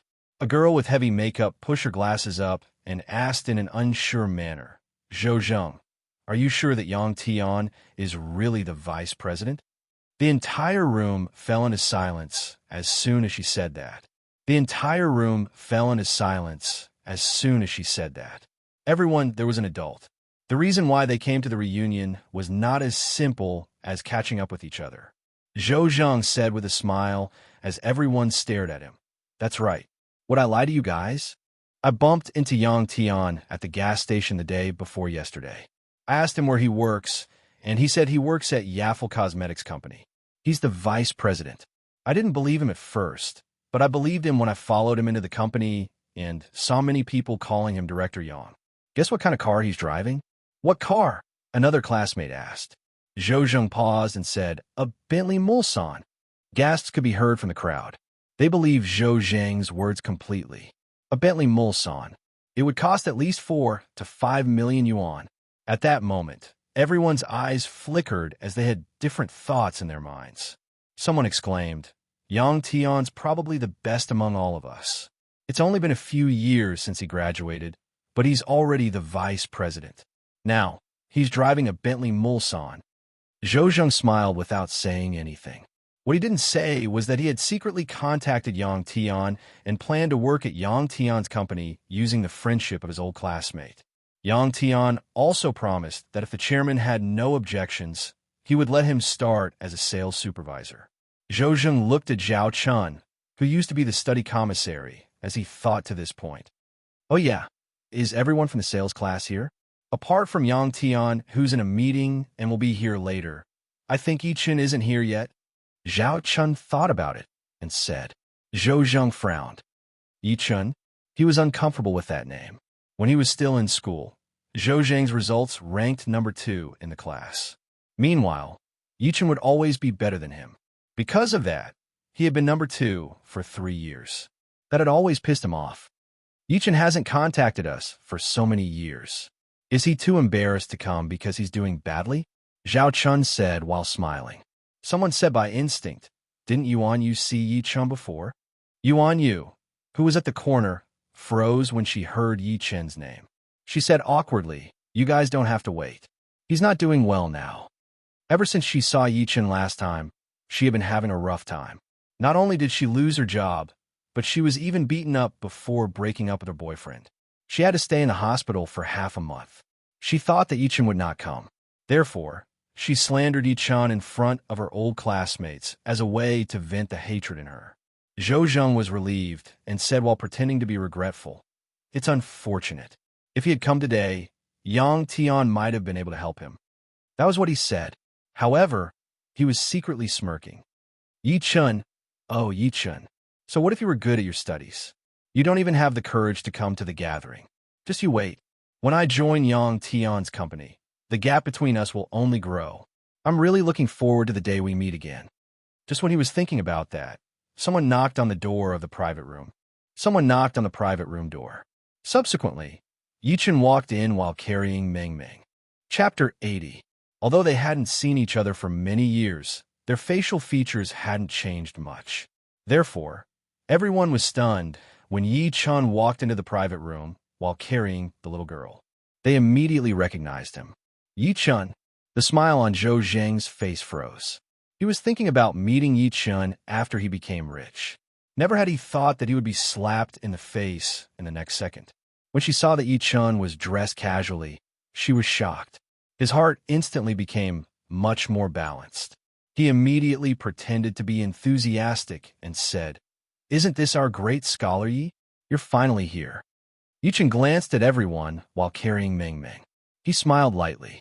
"Hi, everyone."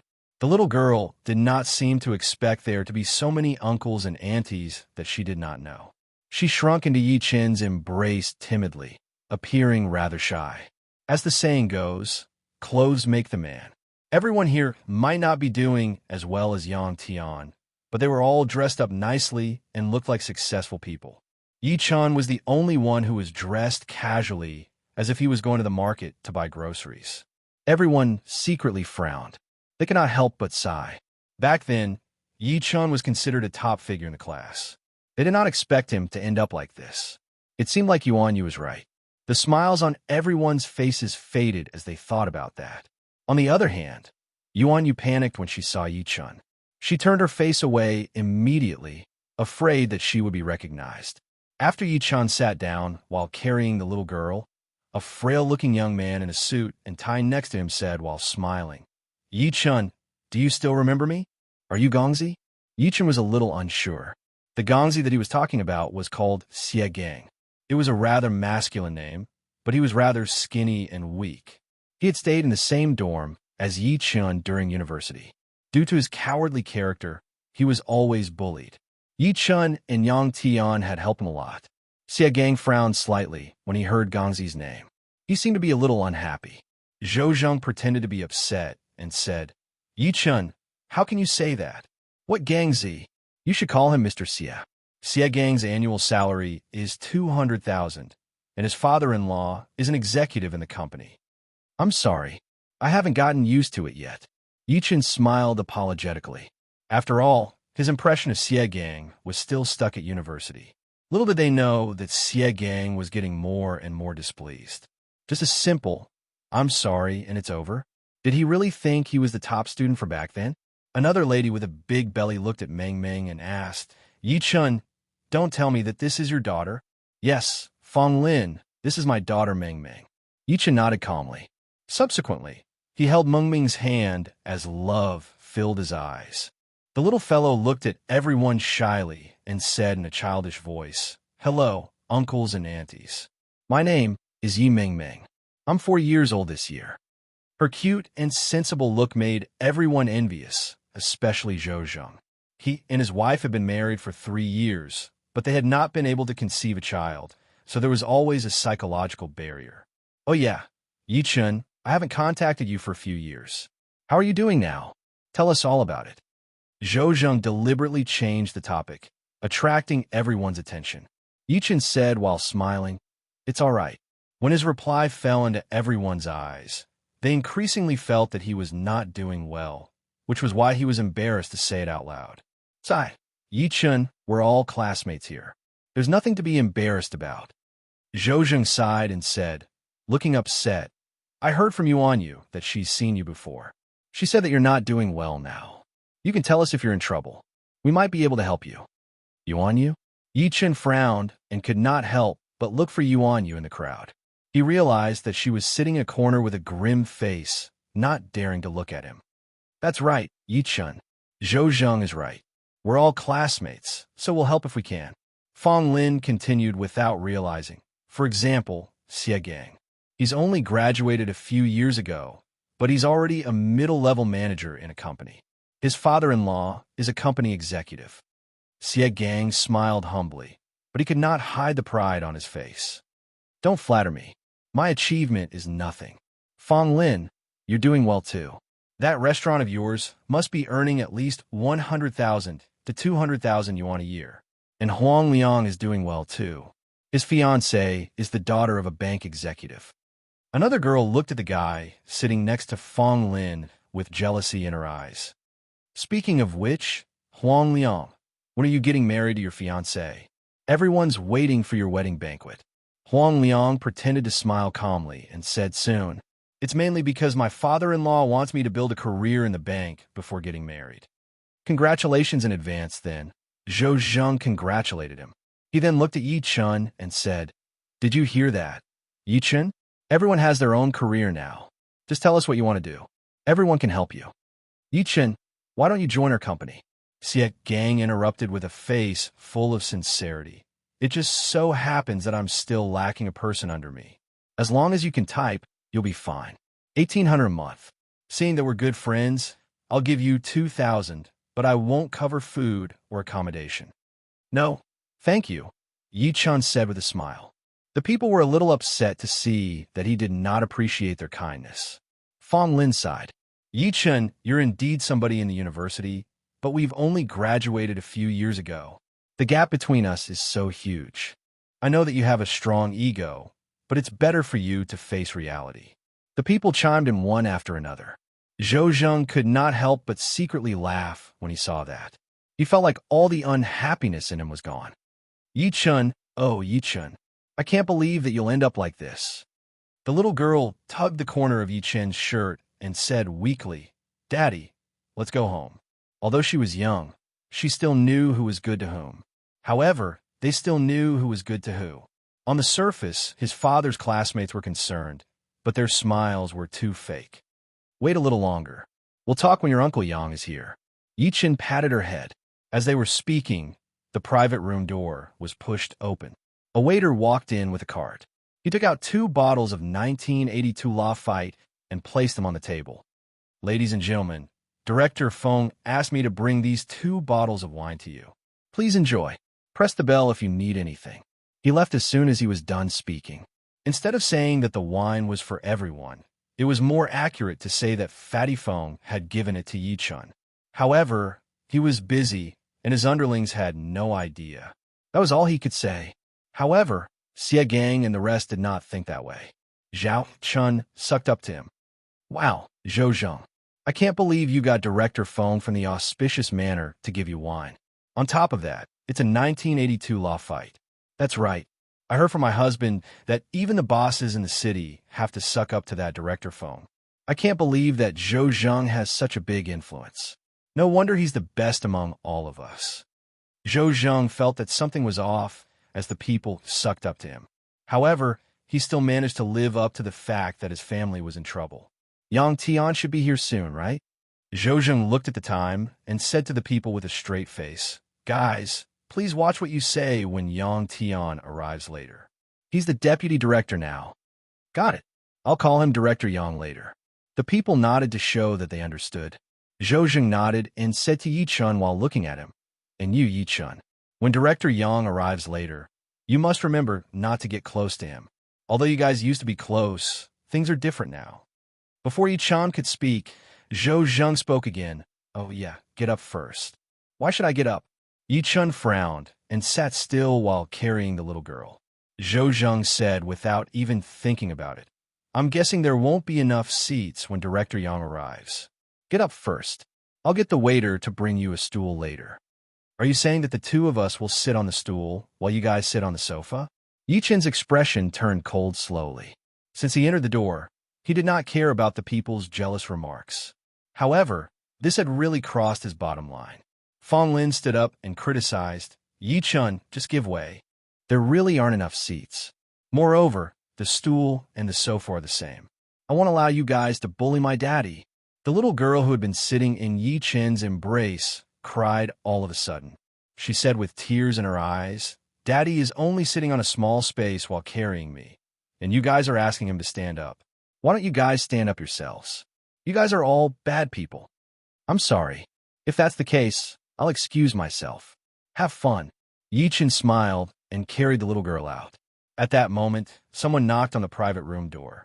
A waitress walked in, smiled politely, and said, "I'm sorry, but I didn't say anything." Chapter 81. Lamborghini Batmobile?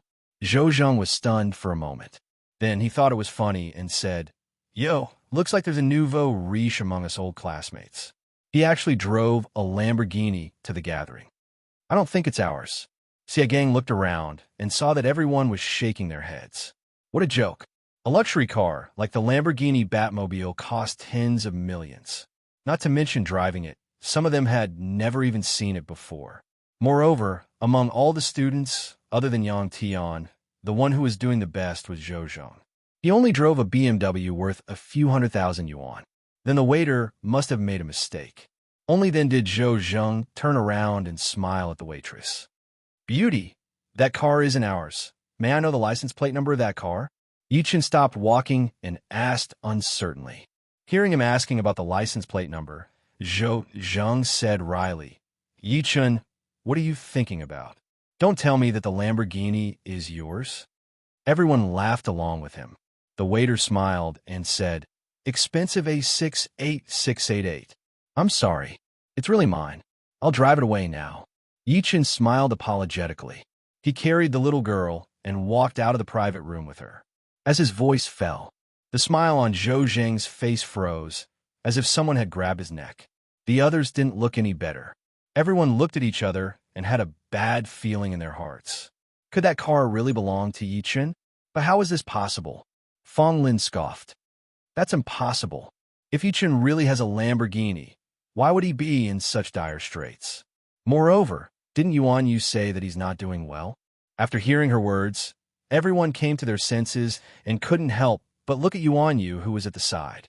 Yuan Yu forcefully squeezed out a smile, but her heart was filled with fear. She regretted coming to this gathering. He must have said that on purpose. He just wants to save some face for himself. Zhou Zheng's expression changed several times. "What's the point of saying so much? Let's go out and take a look." Xia Gang laughed without a care and took the lead to walk out. With him taking the lead, everyone smiled and immediately got up to follow him to the outside of the Blessing Manor. They saw a black Lamborghini Batmobile parked on the side of the road. The cool lines of the car made everyone dizzy. A patrol car was parked behind a Lamborghini, and a young policewoman in uniform was standing next to the car, holding a phone, seemingly saying something. After walking to the Lamborghini, Yichen put down the little girl in his embrace and said to the policewoman while smiling apologetically, "Officer, this car is mine. I'm sorry that I parked it illegally. I'll drive it away immediately." The policewoman hung up the phone and said coldly while looking at Yichen, "You've illegally parked your car and caused a traffic jam. Do you think it's over just by driving it away? Take out your driver's license." Yichen nodded and took out his driver's license to pass it to her. After all, it was his fault, so he did not mind at all. "Any police officer, my father didn't do it on purpose. Can you not arrest my father for the sake of Meng Meng's cuteness?" Little Meng Meng looked at her pitifully, looking like she was about to cry again. She thought her father was going to be taken away. Pucci. Although the policewoman wanted to deliberately show the appearance of serious law enforcement, she couldn't help but laugh after seeing the little fellow's expression. She took Yichen's driver's license and looked at it. She then wrote a ticket and said with a straight face, "According to the parking regulations, you'll be fined 200 yuan this time. Drive the car away now." "Thank you," Yichen said gratefully and paid the fine without hesitation. He then took out his keys and opened the Lamborghini's door. He then got in. "Any police officer, thank you for not arresting my father. You're the most beautiful." The little guy immediately smiled through his tears. The policewoman rolled her eyes at her and said angrily, "Little smart girl, don't call me auntie. Call me sister, okay?" "Okay, auntie." The little fellow nodded. The moment she saw Yichen take out the key and get into the Lamborghini, the car started. Zhou Zheng and the rest, who were waiting to see Yichen make a fool of himself, were stunned as if they were petrified. They initially planned to mock Yichen, but now they were speechless. How is that possible? Zhou Zheng felt like the world was spinning, and he almost lost his balance. However, nobody responded to him. Everyone looked at the scene before them in disbelief. That Lamborghini really belonged to Yi Chun. To think that they had looked down on him earlier and thought that he was down. They even mocked him and wanted to introduce jobs to him. Among the group of people, Xie Gang, Fong Lin, Huang Liang, and the rest were the most upset. At the thought of what they had done, they could only feel their faces burning. It was as if he had been slapped hard in the face, and it was the kind of slap that was resounding. Yi Chun did not even look at them. He got the little girl into the car and drove away after taking the driver's license from the policewoman. A while later, someone said weakly, Did he really leave just like that? Someone said weakly after saying that. He shut his mouth immediately after saying that. Since they had treated him so badly earlier, why would he stay instead of leaving? Were they going to stay and welcome him with a smile on their faces? It's all that be*TCH Yuan Yu's fault. Xie Gang's face turned pale. He was enraged. If she had not said that Yi Chun wasn't doing well, they would not have said that to him. The people snapped back to their senses and looked for Yuan Yu in the crowd. However, nobody knew when she had disappeared. Zhou Zheng took a deep breath in and subsequently forced a stiff smile on his face. Forget it. It doesn't matter if he's gone. Let's go in now. Yang Tian isn't here yet. That's right. Yang Tian drives a Bentley Mulsanne after all. Xie Gang tried to mediate the situation, but he realized that the people were looking at him like he was an idiot. How could a Bentley Mulsanne compare to a Lamborghini Batmobile? One was 4 to 5 million yuan, while the other was tens of millions. Since things had come to this, the people could not complain anymore. They could only return to the private room with complicated feelings. Never had they thought that someone would knock on the private room's door again before they could even warm up. Then, a fat man walked in with 2 bottles of red wine in his hands. As he walked, he said with a smile, Mr. Yi, I was too busy just now, so I couldn't come over to serve you. I'm here to apologize. Before he could finish his sentence, he was stunned. He looked around the room blankly. Where was Mr. Yi? That was the person in charge of the auspicious manor, Director Feng. Chapter 82.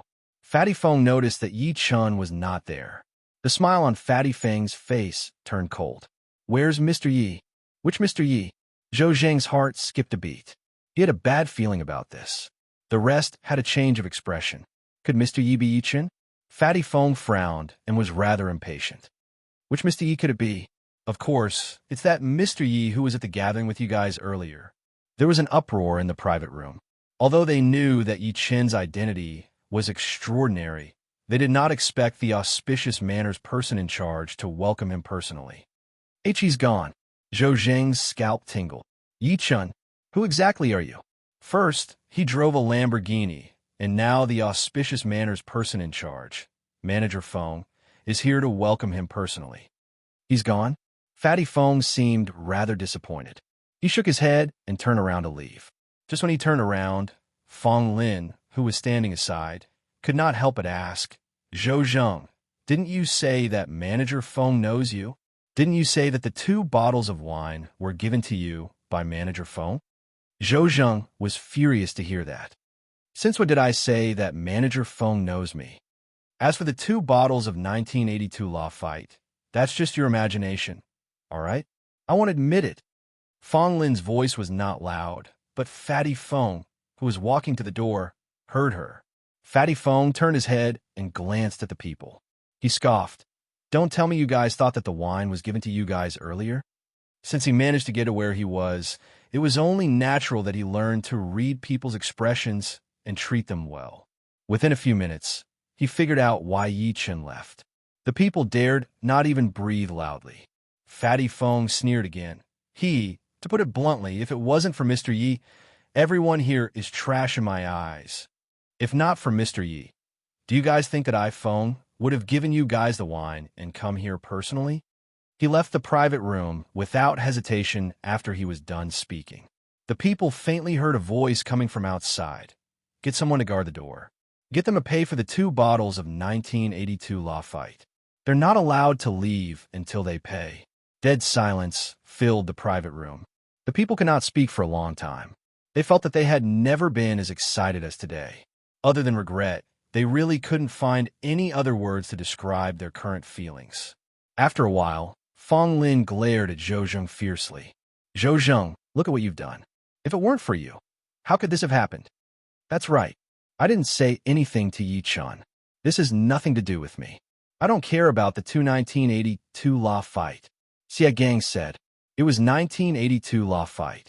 Just the bottle alone could sell for more than 4,000 yuan, and a bottle of wine cost more than 100,000 yuan.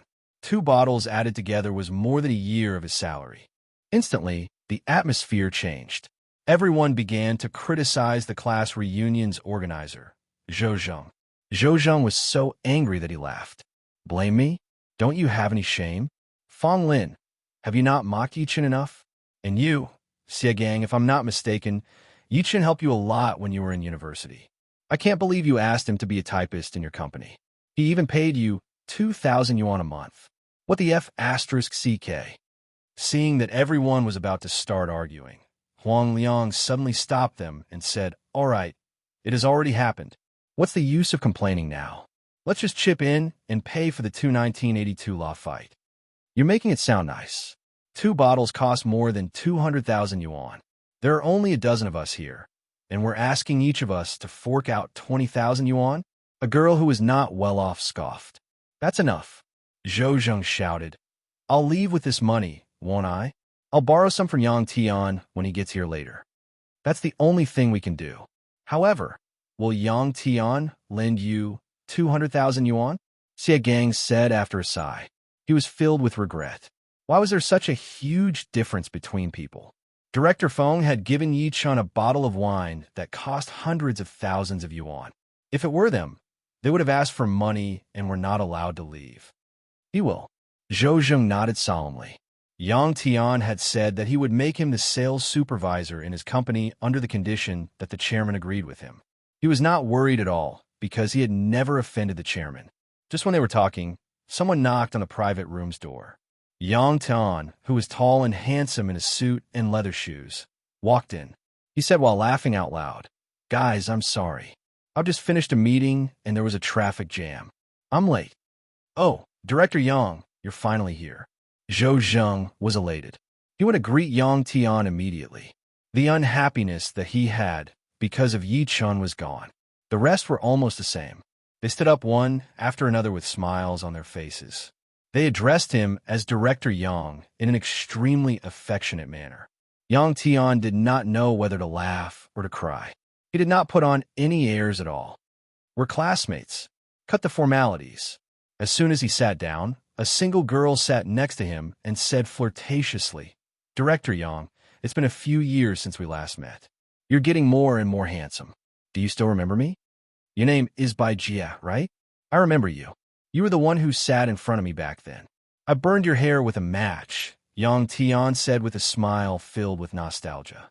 The bunch of people were fighting to introduce themselves to Yang Tian. They could not stop reminding him of their existence.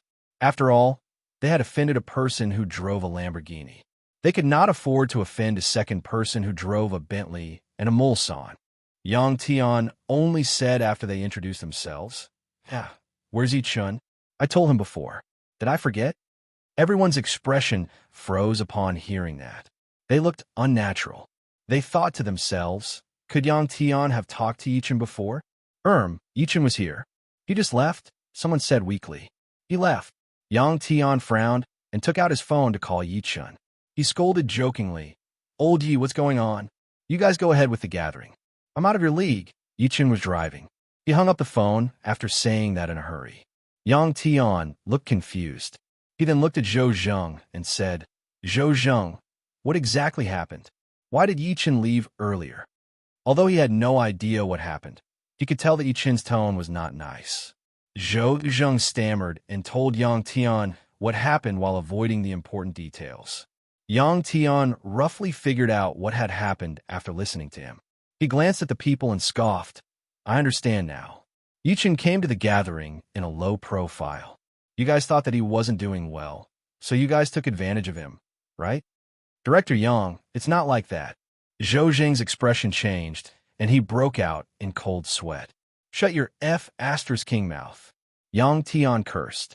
Do you really think I'm an idiot? Haha, I can't believe that my classmate of 4 years has become so worthless in your eyes. Humans are so realistic. Yang Tian looked at Zhou Zheng coldly as he spoke to this point. Zhou Zheng, didn't you want to work in my company? I'm not afraid to tell you that Yi Chun is the company's director. He appointed me the deputy director. What? He's the company's director? Zhou Zheng fell onto the ground as if he had been struck by lightning. The rest were dumbstruck. It turned out that they had given up on what was close at hand for what was far away. The company's director was right before them, but they were sucking up to Yang Tian, their underling. Not only is Yi Chun the company's director, but he also owns a villa that costs over 50 million yuan. Excluding the company's shares, his personal assets are billions of yuan. The assets that you guys are so proud of are worthless to him. Plop. Xie Gang fell onto the ground as well. He said while looking pale, Yang Tian, Director Yang, Brother Tian, it's our fault. Is there any way we can save this? Save my ***. Everything that I, Yang Tian, own now was given to him by Yi Chun, including my life. Friendship? Tui. Yang Tian glanced at the people coldly and eventually had his eyes on Zhou Zheng. You're such a snob, and you want to work for me? Go eat ***. After saying this, he left the blessing-gathering manor without looking back. Once again, he had a new understanding of the human heart. As soon as he left, Fong Lin took out 20,000 yuan and tossed it on the table. She said without even turning her head, "Take this as payment for the bill." The rest followed suit and left after putting down the money. Those who did not bring cash transferred it to Zhou Zheng's card directly. Within the blink of an eye, the crowded private room was empty. Zhou Zheng fell onto the ground, looking a little absent-minded. At that moment, his phone vibrated. He opened it immediately and received a series of messages. Yang Tian has left the group. Fong Lin has left the group. Xie Gang has left the group. Huang Liang has left the group. Bai Jia has left the group. Zhou Zheng was speechless as he held his phone. In less than a minute, all 20 of his classmates had left the group. Oh, wait. Only he, the group leader, was left. Chapter 83. Not long after Yi Chun returned home, Yang Tian came. Yang Tian came and kept apologizing to Yi Chun for the class reunion. Yi Chun let him go after comforting him for a while. In reality, he did not care about that at all. To put in a song, the memories would fade as time went by. Some people were destined to never be together. The little girl fell asleep after playing in his embrace for a while. Yi Chun got his mother to carry her into the house. Just when he was going back to his room to cultivate, the patriarch of hell ran in.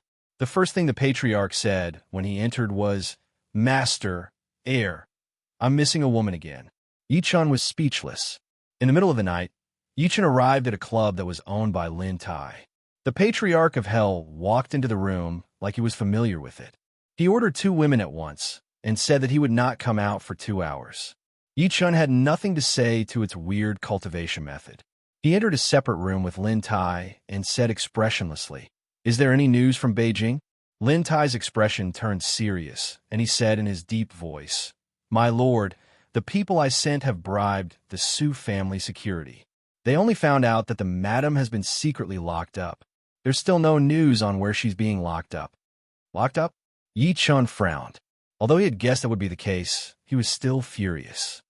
"Anything else?" Lin Tai nodded and said, "Apart from that, we also found out about the Su family's basic situation. The madam has 2 brothers. The eldest is Su Qilin, while the second is Su Tao. Rumor has it that when Su Qilin was born, there was a phenomenon of a Qilin stepping on clouds above the Su family's residence. Therefore, he was named Su Qilin, the Su family's Qilin son. Theoretically, as the eldest son, he should have inherited the family's business and joined the military or politics. However, it was said that he was taken away by a traveling Taoist when he was 5 years old.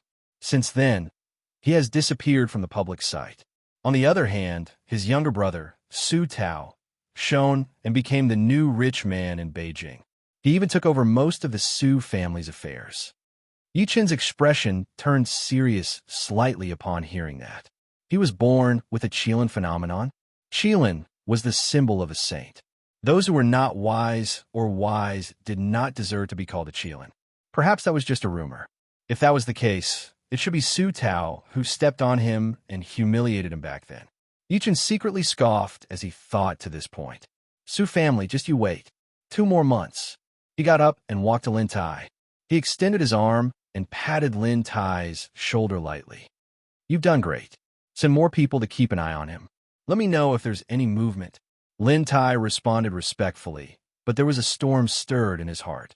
The reason being, he realized that Yi Chun had only patted him a few times, and the internal injuries that were left behind by hard work in his body healed instantly. At that moment, there was even more respect in his eyes when he looked at Yi Chun. There was a hint of excitement in his respect. The High Lord was indeed not a mortal. Half an hour later, Patriarch Yellow Spring came out. He was trembling as he walked, looking like he would fall at any time. Yi Chun glanced at him and chuckled. What happened to the promised 2 hours? As if sensing someone's disdain, the Patriarch of Hell said awkwardly, Master, I've finally broken through to the middle stage of the spirit gathering state. Speaking of which, however, the Patriarch was overjoyed. Little Yezi, I'm on the middle stage of the spirit gathering state now. I've recorded everything you've done to me in my notebook.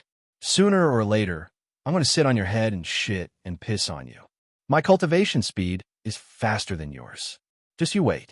When my cultivation base surpasses yours, I'll think of a way to trick that silly girl, Ming Ming, to break the blood contract with me. Then, I'll turn you into a dog. You're on the middle stage of the spirit gathering state now. Yi Chun had no idea what he was thinking, but he was rather shocked. That's right. I was playing with 2 phoenixes earlier, and I broke through in the end. The Patriarch of Hell chuckled. Don't be envious, Master. I have a heavenly harvesting divine method here. You can definitely get to the foundation building after you harvest all those beautiful teachers and cold female CEOs that you know. Yi Chun was speechless. Seeing that he was silent, the Patriarch thought that he was tempted. He rolled his eyes and instigated again. You don't want it? Sure, I have a yin-yang integration method here. It's gentle. I guarantee that all women will fall in love with you. I suddenly feel like eating dog meat again. Yi Chun chuckled and interrupted his long-winded speech. The Patriarch was speechless. Let's go. Yi Chun walked out of the clubhouse after saying that. He did not care about what the Patriarch said. He was an immortal emperor, so he did not care about such an evil method to strengthen himself. Moreover, the Emperor's scripture, the Emperor Cauldron, and the Earth Emperor's book that he cultivated were known as the 3 ultimate treasures of heaven, earth, and man. They were above everything, so no evil method could compare to them. He got into the car with the Patriarch. Just when he was going home, he received a call from Gu Yingying. Master Yi, are you free now? What's up? Yi Chun was stunned. Gu Yingying took a deep breath in and said in her deep voice, My grandpa has something important to tell you. I'll pick you up if you're free. No need. I happen to be outside. How about this? I'll come over. Yi Chun hung up the phone after saying that and drove to the Gu residence. The old master treated him well. It was rare for him to have something to trouble him, so it was impossible for him to ignore it. Over half an hour later, the car arrived at the Gu residence successfully. Gu Yingying was waiting at the gate. Yi Chun got the Patriarch of Hell to wait for him in the car. He then got out of the car and walked in with Gu Yingying. As soon as he walked in, the old Master Gu walked up to him in his coat. I'm ashamed that I have to trouble Master Yi to visit me at night. You're being too polite, old master. Just tell me what you want to say. Yi Chun smiled and subsequently sat down. Gu Yingying stood aside and made him tea. The old master hesitated and said in his deep voice, I wonder if Master Yi has heard of the Tianan martial arts competition? Yi Chun shook his head. The old master paused and said, There are 3 provinces in Tianan. Each province has its own organization that's complicated. Meanwhile, each organization has power in the military, politics, and business world. As the saying goes, there will be fights wherever there are people. Due to the conflict of interests, many conflicts have accumulated over the years. To resolve such conflicts, the bosses of each organization will privately agree to resolve the conflicts in a relatively peaceful way. They might even divide the benefits. Yi Chun smiled lightly when he heard that. He roughly understood the old master's intention. To put it simply, Both parties will resolve their conflicts in private without outsiders knowing. That's right. The martial arts competition means that there's a martial arts competition once a year. Gu Yingying interrupted. Yi Chun was surprised. What's a martial arts competition? The old master nodded and said, it's a competition where both parties sit down and resolve the conflicts in the most primitive and brutal way by fighting in the ring. Not only will the one who wins be proud, but the one who wins will also get the desired benefits. Don't you guys have your own power?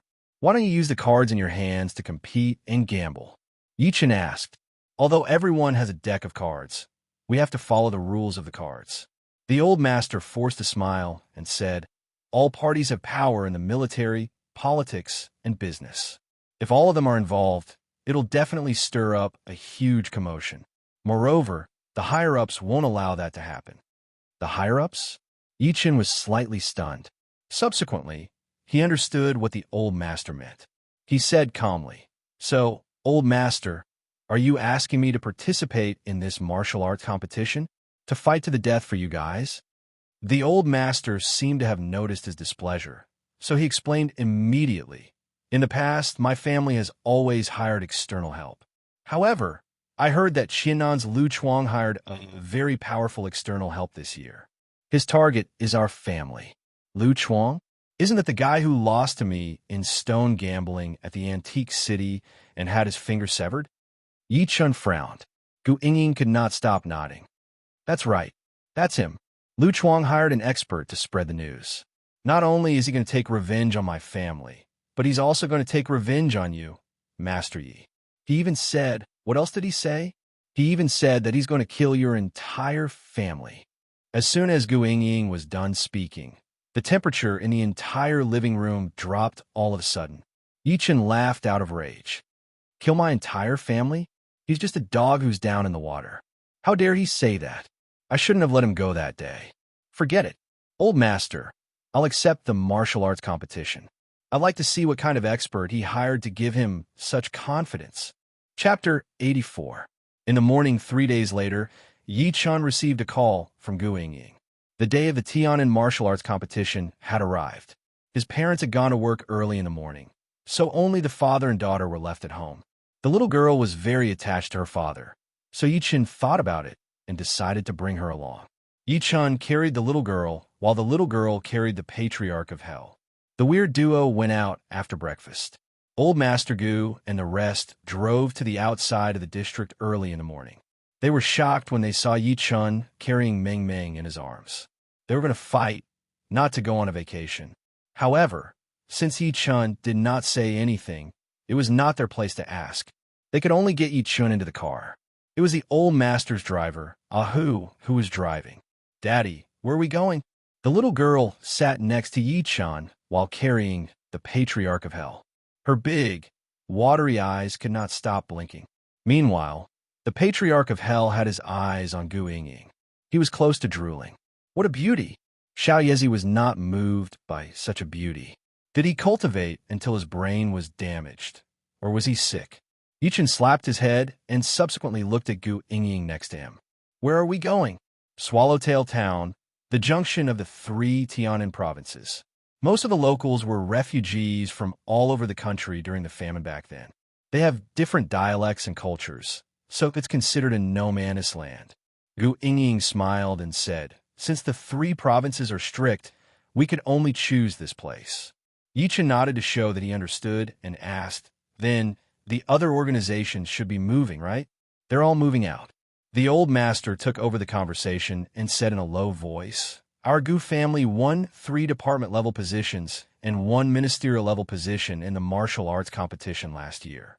We got 1/10 of Tiannan's market share in the business world.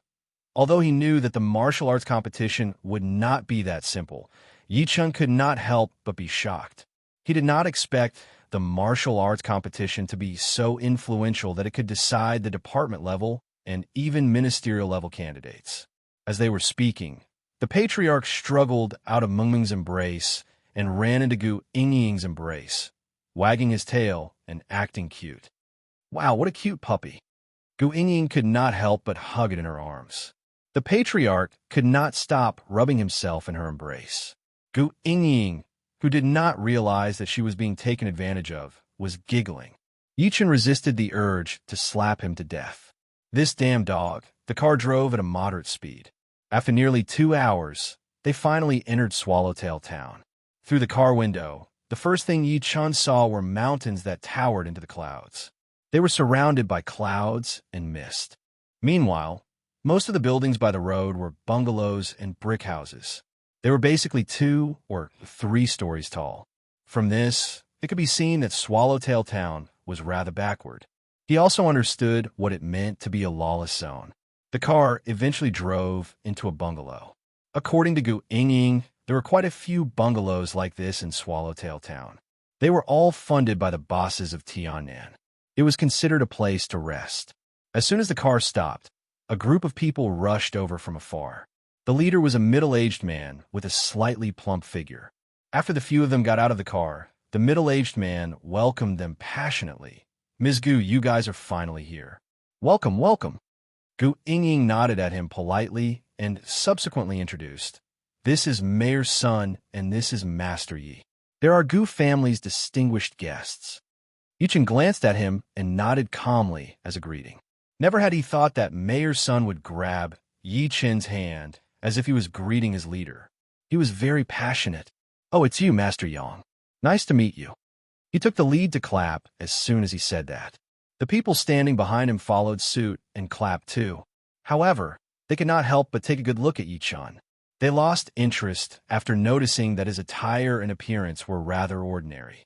Gu Yingying only asked after they got to know each other, "Master Yi, would you and your daughter like to go in and rest?"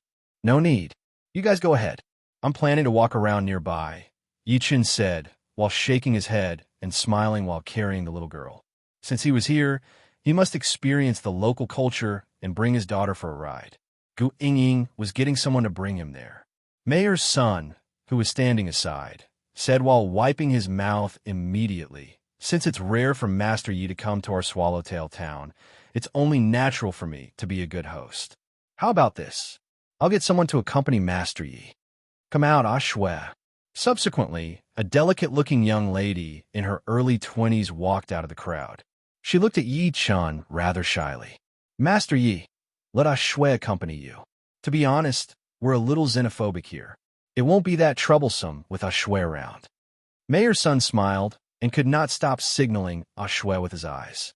What he did not notice was that Gu Yingying and the old master had a strange expression on their faces after he said that.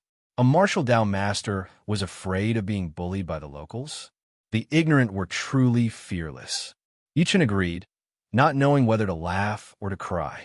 Subsequently, he walked around the town aimlessly while carrying the little girl under Ashue's lead. There were more people in the town, especially cars. There were many barbecue stalls and fruit stalls by the road. Ashue seemed to have noticed his doubt, so she explained immediately, "And Master Yi, WR Town doesn't usually have so many people. It's because big bosses like you guys are here for the martial arts competition that there's a lot of traffic." "Who said I'm a big boss?" Yichen said while smiling. Ashue's cheeks flushed, and her voice was as soft as a mosquito. "Uncle told me that you guys are from the big city and you're rich. A meal here is equivalent to my annual salary." Yichen smiled and said nothing. "Sister, my daddy isn't a boss. I wore out my shoes and broke my school bag. I don't have money to buy a new one." The little girl shook her head innocently. She had no idea that her father was filthy rich now. Ashue felt like her heart was hit 10,000 times when she looked at the children's brands on her. "I don't even have money." Yi-chan patted the little girl's head and carried her to the road to buy some food. The little girl looked at Ashue and looked at the drumstick in her hand. She handed the drumstick to Ashue after some hesitation. "Sister, I'll buy you a drumstick." "And no." Ashue shook her head immediately. "Sister, just take it. I can't even finish it. I'm trying to lose weight," the little girl said sincerely. Ashue looked at Yi-chun and eventually took the drumstick. She said while smiling, "Thank you, little girl." Ashue was no longer nervous after hearing what the little girl said. She got along well with the little girl. Soon, they stopped walking all of a sudden when they passed by the east side of the town. Yichen lifted his eyes to look at an open-air square less than 100 meters away from him. There was a stage in the middle of the square. Two strong hunks with bare upper bodies were fighting while sweating profusely. Meanwhile, many people gathered around the stage. There would be cheers coming from time to time. "Is that a ring?" Yi-Chen asked. Ashue wiped her mouth and introduced, "Master Yi, this has been our town's tradition for years. During the Tianan martial art competition, every year, many locals would go up to fight. The goal is to show off their skills so that the bosses will value them and choose them to be their bodyguards or something. I heard that the top 3 will get a prize. The first prize is 100,000, the second prize is 50,000, and the third prize is 10,000. Yi-Chen nodded after hearing that. He lost interest after watching from far away for a while. Although the crowd was cheering, it was nothing in the eyes of an expert. He shook his head and planned to go back after carrying the little girl. At that moment, an extremely surprised voice came from the crowd. Chapter 85. Yi-Chen turned his head when he heard the voice coming from behind him. He saw a Land Rover parked less than 50 meters away from him. As the car window wound down, a pretty face that was as beautiful as a painting appeared in Yi-Chen's line of sight. Yi-Chen was stunned. "Lin Jiao." The woman opened the door and walked out. She frowned and said, "It's really you. I thought I recognized the wrong person." Meanwhile, many people walked out of the car one after another. Yi-Chen set in between tears and laughter when he saw the pretty lady leading the group, senior sister Xiaoqin. "Yo, your memory isn't bad. It's been a few years, but you still remember me." The girl named Xiaoqin smiled brightly. Yi-Chen could not help but feel speechless. He did not expect to meet 2 of his schoolmates in such a remote place. Back then, Lin Jiao was Su Yuhan's best friend. Both of them talked about everything. However, being proud and arrogant, she did not approve of Yi-Chen and Su Yuhan being together back then. She had always had a problem with Yi-Chen. Meanwhile, Xiaoqin was a year older than Yi-Chen back then. When Yi-Chen enrolled, Xiaoqin was the one who received him and brought him around the school. Yi-Chen said while smiling, "Why are you guys here?" Boss Lin came over with her friends to play, so she brought us employees over to have a look. Xiaoqin smiled, and only then did she notice Meng Meng, who was in his embrace. She said somewhat inconceivably, This is your daughter?" "Yeah." Yi-Chen nodded and held his head down to pat the little girl's head. "Meng Meng, say hi to the 2 aunties. Your Auntie Lin was your mother's best friend back then." "Hello, Auntie Lin." "Hello, Auntie Xiao. My name is Yi Meng Meng." The little fellow was very obedient and sensible. Xiaoqin was overflowing with motherly love. She could not help but touch her. "You're so cute. You look so much like Yuhan." "Oh yeah, where's Yuhan?" "I didn't bring her here." Yi-Chen's smile froze as he said with an unnatural expression. Lin Jiao, who was standing aside, took a good look at Yi-Chen. She said coldly after noticing Ashue next to him, "Why are you here?" Yi-Chen said, while smiling, "I'm here with my friend. Play." "Yi-Chen, how old are you? You actually brought your daughter to this kind of place to play?" Lin Jiao's expression grew colder. When they were in university, she and Su Yuhan were the campus belle. They were best friends. However, she had never supported Yi-Chen and Su Yuhan being together. After all, Yi-Chen had neither money nor looks back then. However, Su Yuhan refused to listen to her. Therefore, she had a problem with Yi-Chen. Now that she saw him bringing her daughter to a chaotic place like Swallowtail Town to play, she was even more upset. Yi-Chen frowned. "Lin Jiao, it's rare for us to meet. I don't want to argue with you." He knew that Lin Jiao was unhappy with him because of Su Yuhan, but he did not expect her to still be like this after so many years. "Auntie Lin, if you bully my daddy again, I'm going to get angry." The little boy pouted and looked at Lin Jiao angrily. "Suit yourself." Lin Jiao snorted and looked at Xiaoqin. "You guys play for a while. I still have something to do." After saying that, she once again sat in the previous car, which then sped away. In a Land Rover, a handsome young man who was driving glanced at Lin Jiao with tenderness in his eyes. He asked half intentionally, "Who was that?" "He's my schoolmate. I don't know why he came here. Doesn't he know that this is a place where an ordinary person like him should be?" Lin Jiao's pretty face turned grim. After Lin Jiao left, Xiaoqin glanced at Yi-Chen and smiled awkwardly. Yi-Chen, Director Lin is just like that. Don't take it to heart." "Director Lin?" Yi-Chen asked. Xiao Qin nodded.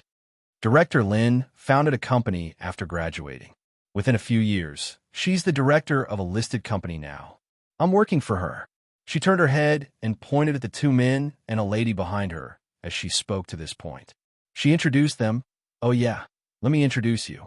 These are my colleagues from the company, Jiang Lei, Wang Dan, and Li Peng. Yi Chen smiled lightly at them. However, they did not seem to be interested in him, so they merely nodded calmly. Wang Dan asked, "Where are we going next? Should we watch the competition?" Li Peng pouted his lips at the intense fight in the ring far away. Wang Dan snickered. "What are you watching?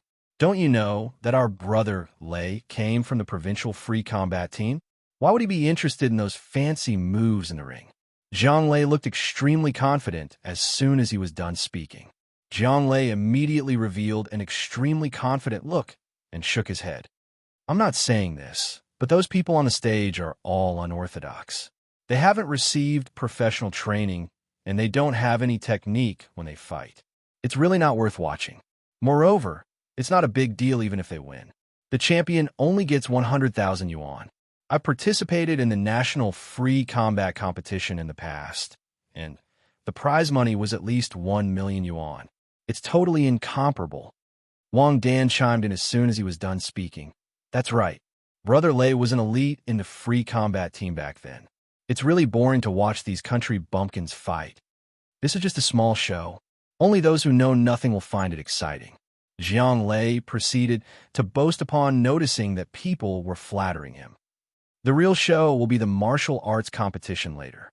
The bosses of the 3 Tianan provinces will send their experts. It'll be exciting by then.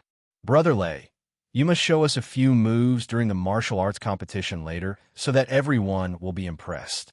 Wang Dan looked like she was infatuated with him. Li Peng agreed. "That's right, Brother Lei. I don't think those so-called experts are that impressive. They might not even be your match, Brother Lei. It'll depend on my mood then. If I'm in a good mood, I don't mind showing them a few moves." Jiang Lei nodded in disagreement. Even Ah Shui could not help but look at him twice. Never had she thought that Master Yi would know such a powerful person. Yi Chan was the only one who was speechless. He glanced at Jiang Lei and could not help but shake his head. This Jiang Lei is extraordinarily arrogant. To be exact, he has an exaggerated opinion of himself. He thinks he's invincible just because he learned free combat. He has no idea that there's always someone better than him. It would have been fine if he shook his head, but Jiang Lei, who had sharp eyes, noticed it. Jiang Lei thought Yi Chan was laughing at him, so he felt embarrassed. "Brother Yi, you don't seem to believe me?" At that moment, Wang Dan and Li Peng looked at Yi Chan at the same time. There was disdain and hostility in their eyes. Noticing that the atmosphere was off, Xiao Qin smiled immediately and said to ease the tension, "All right, Jiang Lei. Yi Chan doesn't know anything. Don't bother with him." Jiang Lei scoffed and turned around to walk to the ring to register himself. Not long after, the winner of the duel was decided. The winner was an extremely strong middle-aged man with 2 hard arms. The people noticed that he had won 3 battles consecutively since he got on the ring. Clearly, he had a certain level of ability. The spectators below the ring were rather afraid of his power, so nobody dared to challenge him within a short period of time. When the referee called Jiang Lei's name, Jiang Lei glared at Yi Chen coldly. Subsequently, he went to the ring after a scoff. To be honest, Jiang Lei's confidence wasn't entirely due to the flattery of others. After he went on stage, he defeated the well-dressed man in less than 20 moves. Wang Dan and Li Peng were thrilled. Even Xiao Qin could not help but nod. As the people cheered, Jiang Lei walked to the guardrail of the ring and looked down at Yi Chen in a condescending manner. "Brother Yi, I think you know something. You might be an expert." Chapter 86. Jiang Lei was pissed. When Wang Dan and Li Peng were praising him earlier, Yi Chen was shaking his head. After he won, everyone was cheering, but Yi Chen had no expression on his face as if he did not care. He was embarrassed and even furious. That was why he provoked Yi Chen on purpose to teach him a lesson. Wang Dan and Li Peng could not help but look at Yi Chen.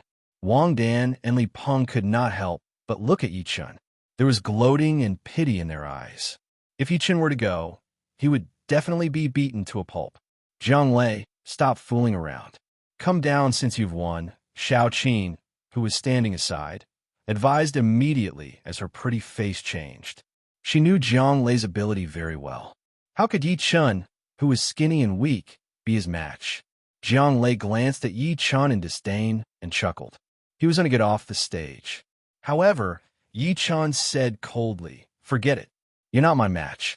I'm afraid that I won't be able to hold back and hurt you." Xiao Qin and the rest were stunned to hear that. They thought they heard it wrong. Yi Chun said that Jiang Lei was not his match? Was he kidding? The smile on Jiang Lei's face froze. He squinted at Yi Chun and laughed out of rage. "Do you want to come up and try? Since you say that you're so powerful, why don't you go up and fight Brother Lei?" Wang Dan snickered. Li Peng looked at Yi Chun playfully and said, "Don't worry. Even if you really hurt our Brother Lei, he won't mind." Both of them thought that Yi Chun was showing off to get their attention or to show off to his senior, Xiao Qin. Yi Chun smiled calmly. Just when he was going to agree to it, Xiao Qin said immediately, "Yi Chun was just joking. Don't take it seriously." She could not stop signaling Yi Chun with her eyes when she was done speaking. She seemed to be hinting Yi Chun to stop talking nonsense. Jiang Lei looked at Yi Chun for a few seconds and hopped off the stage. He shook his head while putting on his clothes. "It's boring. These people are too weak. Don't blame them for being weak. It's your fault for being too powerful, Brother Lei." Li Peng flattered him immediately and looked coldly at Yi Chun. "Haha, unlike someone who only knows how to talk. Okay. Aren't we going to play? Let's go." Xiao Qin waved her hand and deliberately changed the topic.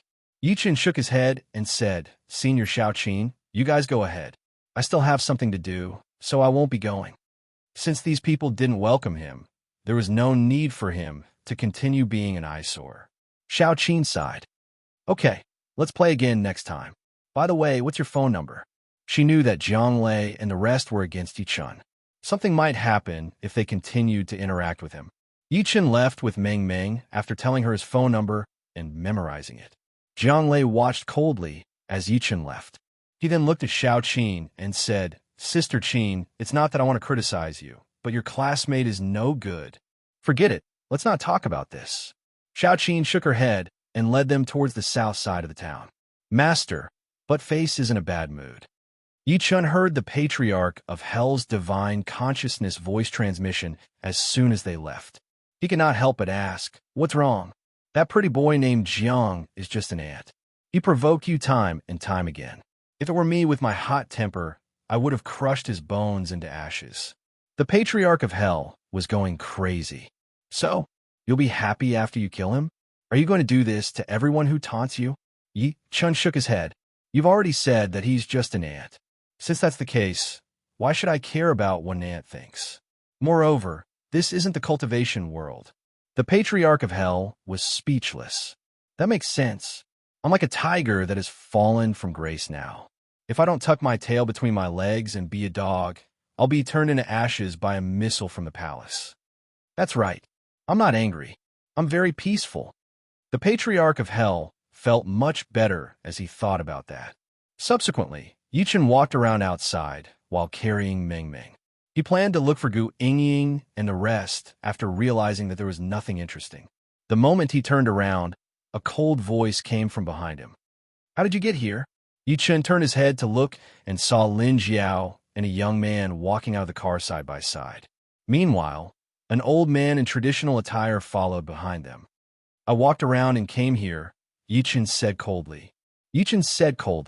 The little girl in his embrace turned her head away angrily when she saw Lin Jiao.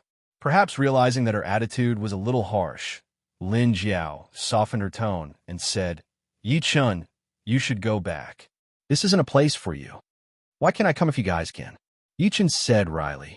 Lin Jiao's face turned cold. "You, Jiao, since Brother Yi is your friend, let him come with us." The handsome young man next to her, on the other hand, smiled. Lin Jiao frowned and said while looking at Yi Chun after some hesitation, "Sure, Yi Chun, come with us. Don't think that I have anything against you. It's really bad that you brought the kid out. If you do that again, I'll call Yuhan to tell on you." Yi Chun could only agree to it since she mentioned Su Yuhan. He took out 1,000 yuan and gave it to Ashue. Ashue, tell Ms. Gu about this. Ashue did not ask for the money. She nodded and left after looking at Lin Jiao enviously. Under Lin Jiao and the rest lead, Yi Chun followed them to the biggest building in town, the dojo. It was funded by the bosses of the 3 Tianan provinces. It was specially built for the people who came to participate in the competition. Meanwhile, Yi Chun found out that the young man next to Lin Jiao was called Han Su. He seemed to be a disciple of a family in Dianan. The old man was called Master Tan. At that moment, there were already many people seated in the dojo. As Yi Chun and the rest walked in, the dojo was already filled with people. Countless eyes looked at them at that moment. Lin Jiao and Han Su were the focus of their attention. Meanwhile, Yi Chun was just glanced over. They sat on the VIP seats at the front while Yi Chun directly leaned on the chair. Can't you sit more comfortably? Lin Jiao was enraged to see him like that. She felt her cheeks burning when she noticed the weird stares from the people around. Yi Chun glanced at her and said while smiling, "Isn't a chair for people to sit on? Of course, it's for me to sit comfortably." The little girl blinked and said, "My daddy's right. This isn't a class, and you're not a teacher. Why do you care so much?" "You?" Lin Jiao was pissed. What a sharp-tongued young man. At that moment, the old man in traditional attire next to her could not help but scold. "Can't you see that there are so many people watching? You don't even know how to sit properly. You simply don't know etiquette." "Forget it, Master Tan. Brother Yi can sit wherever he wants." Han Su, who was standing aside, tried to smooth things over while smiling. However, disdain flashed through his eyes. What a vulgar person. How unsightly. Lin Jiao scoffed and turned her head away. The more she looked at him, the angrier she got. Han Su looked at Master Tan and asked with a burning desire in his eyes, "Master Tan, how confident are you in this martial arts competition?" Master Tan was the external help that the Han family hired. Even he, the Han family's young master, had to suck up to him. "It's hard to say." Master Tan shook his head. "I think I'm powerful, but there are too many talents in China. It can't be." Lin Jiao's jaw dropped. She was rather surprised. "Master Tan, you're an internal energy expert after all. I don't think there are many people like you in China." Although she was a woman, she admired martial arts too. She admired powerhouses even more. Meanwhile, Han Su had such potential. Otherwise, she would not have agreed to go after him. She secretly glanced at the listless Yi Chun as she thought to this point. She secretly shook her head. She thought that the gap between Yi Chun and Han Su was just too huge. One of them was on Earth while the other was in heaven. "Yuhan, oh, Yuhan, what exactly did you see in this guy back then? One wrong step, and you'll ruin your whole life." "In China?" Master Tan said in between tears and laughter, "My insignificant ability might not even be ranked in the entire southeast region." "Master Tan, you're being humble." Han Su smiled. "Humble?" Master Tan frowned and said in all seriousness, "Southeast number 1 Yuan Bupo, and those veteran experts who know about him aside, I can't even compare to that Master Yi." "Master Yi?" Han Su looked lost. He could not recall such a person in Tianan. Lin Jiao's expression was not any better. Master Tan forced a smile as he met the duo's stare. "It's normal that you guys don't know about him. This Master Yi appeared in Qiannan a few days ago. He's very mysterious. I heard that this person has supernatural spells and can control lightning." Lin Jiao covered her red lips with her hand immediately. Her beautiful eyes were wide open. "What? He can control lightning?" Ordinary people could not even stand being electrocuted by a 220V household electric current, but this Master Yi can control lightning. That's just too terrifying. "Master Tan, is that true?" Han Su gulped, his face filled with shock. Master Tan shook his head. "I don't know if it's true or not, but it doesn't mean there's no smoke without fire. All you guys need to know is that there's always someone better out there." As the few of them were talking, Yi Chun, who was standing aside, looked rather stunned. Subsequently, he shook his head in between tears and laughter. He had only performed the 5 Thunder Talisman to test its power. Never had he thought that it would spread. What could he say? It would have been fine if he had not smiled. Lin Jiao saw it as soon as he did. so her pretty face turned cold instantly. Chapter 87. I'm not laughing at anything, Yichen waved, not knowing whether to laugh or to cry. If that's true, do you think you can make fun of someone like Master Yi? Lin Jiao glared at him ferociously. She regretted bringing him here. Master Tan scoffed. How would a frog at the bottom of a well like you know how powerful Master Yi is? Old man? Yichen could not help but cough. Master Tan, you've never met this Master Yi. How do you know that he's an old man? In reality, there was nothing wrong with Master Tan calling him an old man. Considering Yi Chen's lifespan in the cultivation world, he could even call him his ancestor. However, ever since he returned to Earth, Yi Chen had always thought that he was only 30 years old. What do you know? Master Tan smirked coldly and said in all seriousness, as the saying goes, the one who's more powerful is the master. The cultivation world doesn't care about age, it's about ability. If I could meet Master Yi, I'll definitely bow down to him and call him senior. Yi Chen coughed again. Lin Jiao shook her head. She thought this guy was too despicable. He knew nothing, but he insisted on showing off his existence before Master Tan. Daddy, are you sick? The little girl asked immediately when she saw her father coughing. Yi Chen shook his head and said while smiling, I'm fine. Just as Han Su was about to say something, he heard a commotion behind him. Everyone subconsciously stood up and made a path for him. They looked at the entrance of the dojo with awe and respect. A middle-aged man with gray hair walked in big strides. He looked straight ahead as if he did not see the people. Meanwhile, there were 4 to 5 hunks following behind him. It's Chao Tianba from the Dianan wealthy family, the Chao family. Master Tan recognized him immediately. The crowd was in a commotion. Master Chao is here. Welcome, Master Chao. Everyone shouted at the same time with passion in their eyes. Respect filled their faces. Facing the people's enthusiasm, Chao Tianba expressionlessly walked to the 9 armchairs at the front of the VIP seats and sat down. Meanwhile, the 9 armchairs that he was sitting on were arranged in a ring. The armrests of the armchairs were carved into the shape of dragon heads. Soon, a commotion came from the crowd again. A skinny middle-aged man dressed in mink first strode over. His aura was extraordinary. Compared to Chao Tianba's cold demeanor, this man kept nodding and smiling at the crowd. It's Zhao Jinming from Dianan's wealthy Zhao family. I didn't expect him to be the second one to arrive, someone exclaimed. Zhao Jinming also sat in the front row of the VIP seats, coldly staring at Chao Tianba, who was opposite him. Chao Tianba also looked at him coldly. The people in the audience couldn't help but smile bitterly. It seemed like the rumors were true. The Chao family and the Zhao family were like fire and water. Behind Zhao Jinming was an old man dressed in black. His aura was restrained, and he closed his eyes in the face of the noisy scene. It was as if he was resting. Is that the famous Jade Buddha hand? Master Tan's expression changed when he saw him. I can't believe that the Zhao family invited him here. It seems like they're determined to win this martial arts competition. Master Tan, who's the Jade Buddha hand? Han Su, who was at the side, asked in confusion. Just when Master Tan was going to speak, a commotion came from behind. Old Master Gu and Gu Yingying walked in at a moderate pace. However, both of them looked serious at the moment. As Old Master Gu appeared, the atmosphere at the scene was ignited to its peak. Old Master, you're here. Old Master Gu. The people greeted him respectfully. Old Master Gu responded coldly. Gu Yingying saw Yi Chun by accident when they passed by the VIP seats. She wanted to walk over by instinct, but the old master stopped her. The old master nodded at Yi Chun in all seriousness and sat in the armchair with Gu Yingying. His action triggered countless people's curiosity.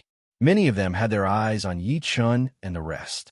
Even Lin Jiao and Han Su looked surprised. They looked around to see who the old master was greeting. However, they could not find him after looking for a while, so they could only give up. Meanwhile, Yi Chun was automatically ignored by them. Many people came after the old master. Yi Chun counted carefully and realized there were a total of 9 bosses.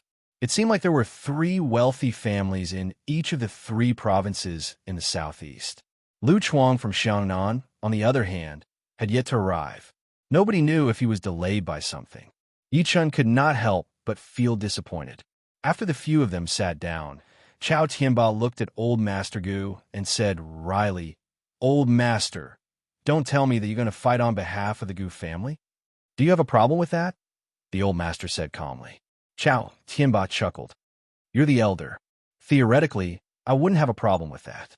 However, if you're going to fight on your own, fists and kicks will be blind. Old Master, I heard that fifth Master Lu is coming to the martial art competition this time. He even mentioned that he's challenging the Gu family." Lu Wanhui, who represented Xiangnan, smiled too. The three provinces of Tianan seemed to be harmonious on the surface, but they were actually not. Why wouldn't he be happy to see them fight to the death? "You guys don't have to worry about that." Old Man Gu snorted coldly. An old man with a tanned face who sat on the top right cleared his throat and said, "All right, let's cut the crap. Let's begin." Chao Tianba nodded and stood up from his seat instantly. He glanced at the people below expressionlessly. The martial arts competition has officially begun. As the old saying goes, even brothers from the same pot will tear each other's clothes and fight, let alone people from the three provinces. Let's use this opportunity to end things today. It's all about one's ability to fight. As soon as he finished speaking, the entire crowd burst into an uproar again. How could they not be excited to see such an exciting scene with their own eyes? Lin Jiao turned her head to look at Master Tan next to her while blushing. "Master Tan, when are you going to fight?" "I'm going to fight later. The people before are just appetizers. They're too weak, so they're not worthy of me fighting."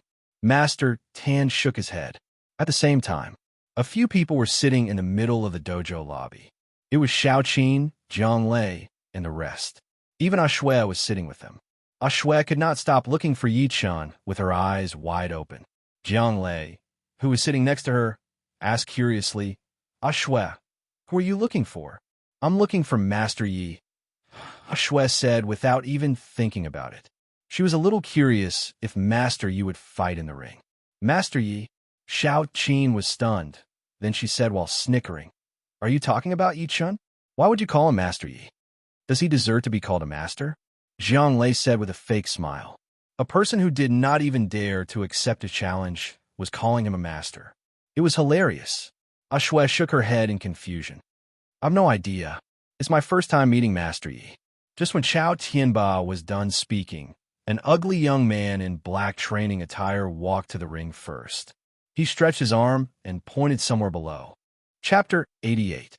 A man with gauze on his fist walked out of the crowd as soon as young man Du was done speaking. His opponent leaped onto the arena with a single step. His vigorous movements immediately won the cheers of everyone.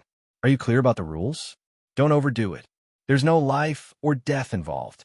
Chao Tianba glanced at them expressionlessly. The duo nodded to show that they understood. As soon as Chao Tianba ordered, "Young man," Du took the lead to attack. He threw a punch after sprinting. Young man Luo did not want to be outdone. He charged forward after shouting and chose to fight his opponent head-on. At that moment, both of them were locked in battle. The sound of fists hitting flesh made everyone scream as if they were on steroids. Yichun watched in deep thought while carrying the little girl. As the saying went, one would know if one was an expert as soon as they fought. Young man Du's technique was more intense. He was clearly good at attacking. Meanwhile, although young man Luo was being suppressed, he was advancing and retreating. Young man Du would definitely lose if this went on. Lin Jiao, who was standing aside, could not help but despise him when she saw that he was engrossed in the battle. "You really haven't seen the world. How can you be so excited about such a competition? It'll be shocking if Master Tan fights." As expected, young man Luo soon found young man Du's flaw. He threw a punch and threw young man Du off the ring directly. Over half an hour later, there were only 4 families left among the 9 wealthy families in the 3 southeastern provinces. They were the Gu family, the Zhao family, the Chao family, and the Han family. At that moment, everyone looked extremely serious. None of them chose to challenge because they knew that the remaining people had more powerful abilities and would not be easy to defeat. Lin Jiao suddenly asked, "Master Tan, you're going to fight soon, aren't you?" "Almost." Master Tan smiled while stroking his beard. There was no anxiety on his face at all. Lin Jiao had anticipation on her face. She turned her head to look at Yi Chun by instinct and realized that he had fallen asleep with his eyes closed. That be asterisk starred. He fell asleep? She was furious. If not for the fact that there were so many people watching, she would have asked Yi Chun to scram. Master Tan and Han Su shook their heads one after another when they saw that. Master Tan even sighed. Rottenwood can't be carved. Who wouldn't have their eyes wide open in such a situation? Yet, he was still able to fall asleep. It could only be said that this brat was hopeless and would also miss out on a great scenery in life. Zhao Jiming suddenly turned around to look at the old man behind him and said with a smile, "Master Yu, please make your move." His voice fell. Everyone's expression changed. The Zhao clan finally couldn't stand it anymore. The old man nodded slightly and looked at the crowd with disdain. Then he stomped his feet and leaped 3 to 5 feet into the air. Finally, he landed on the arena. Suddenly, a finger-deep footprint appeared on the ground where he had stomped his foot. What? The audience burst into an uproar, their faces filled with disbelief. What kind of power was this? Some of the people who had participated in the previous matches broke out in a cold sweat. They were shocked and glad that they had not encountered such an expert. The people from the other 3 clans looked at each other and saw the seriousness in each other's eyes. Master Yu's appearance pressured them. Master Yu clasped his fists at a middle-aged man with a square face. "Master Han, I'm sorry." Master Han looked rather upset. Among the 3 clans, the Zhao clan dared to challenge the Han clan alone. Did they really think that the Han clan was a pushover? What? Is the Qianan wealthy family, the Han clan, going to avoid the challenge? Is there no one else in the Han clan? Master Yu scoffed. Han Su, who was below the arena, was enraged to hear that. He looked at Master Tan, who was next to him, immediately. "Master Tan, please make your move. How dare a beginner stage, internal energy cultivator talk nonsense here? I'm going to teach him a lesson." Master Tan smirked in disdain and leaped forward. His legs swept across the air like a rabbit, and he leaped onto the arena in the blink of an eye. The smile on Master Yu's face disappeared, and he said coldly, "Who are you? Tell me your name." "You don't deserve to know my name yet." Master Tan smirked in disdain. He took a step forward with his left leg and stomped hard on the arena after saying that. A thud was heard. A crack appeared on the ground of the arena. It looked like a spider web. Master Yu, who was standing across him, finally had a change of expression. Master Yu, who was standing across him, finally had a change of expression. He faintly felt that Master Tan's kick contained a great amount of power. He might not have been able to take it if it landed on him. The people below the arena inhaled sharply one after another. A single kick, and it shattered the ground? Amazing. Han Su could not help but exclaim. Excitement filled his face. Lin Jiao smiled too. Her beautiful eyes were filled with excitement and pride. She looked at Yi Chun behind her by instinct and realized that he was still sleeping. Her face turned grim, and she pushed Yi Chun angrily. She said coldly, "Did you come here just to sleep?" "No, it's just too boring." Yi Chun yawned. "Too boring?" Lin Jiao was mad. "Master Tan has gone up. You won't be bored now. You better watch with your eyes wide open. It'll be unforgettable." Yi Chun gave a short response. His nonchalant expression enraged Lin Jiao even more. She almost could not hold it in anymore. She glared at Yi Chun before turning around to look at the arena. "Go on pretending. Let's see how you're going to pretend after witnessing Master Tan's technique." At the same time, after witnessing Master Tan's kick, Master Yu glared at Master Tan with a deadly expression. Battle intent filled his eyes. Tiannan is really full of hidden talents. I can't believe that even the successor of the 12 Tan 2A is here. What? That old man performed the 12 Tan 2A just now? From what I know, the 12 Tan Te is an authentic Shaolin leg technique. It's known as the Southern Fist and Northern Kick. Not only is the explosive force terrifying, but it's also very powerful. Exciting, exciting. The people below the arena were discussing. They felt that their trip today was worth it. Han Su was the most excited one.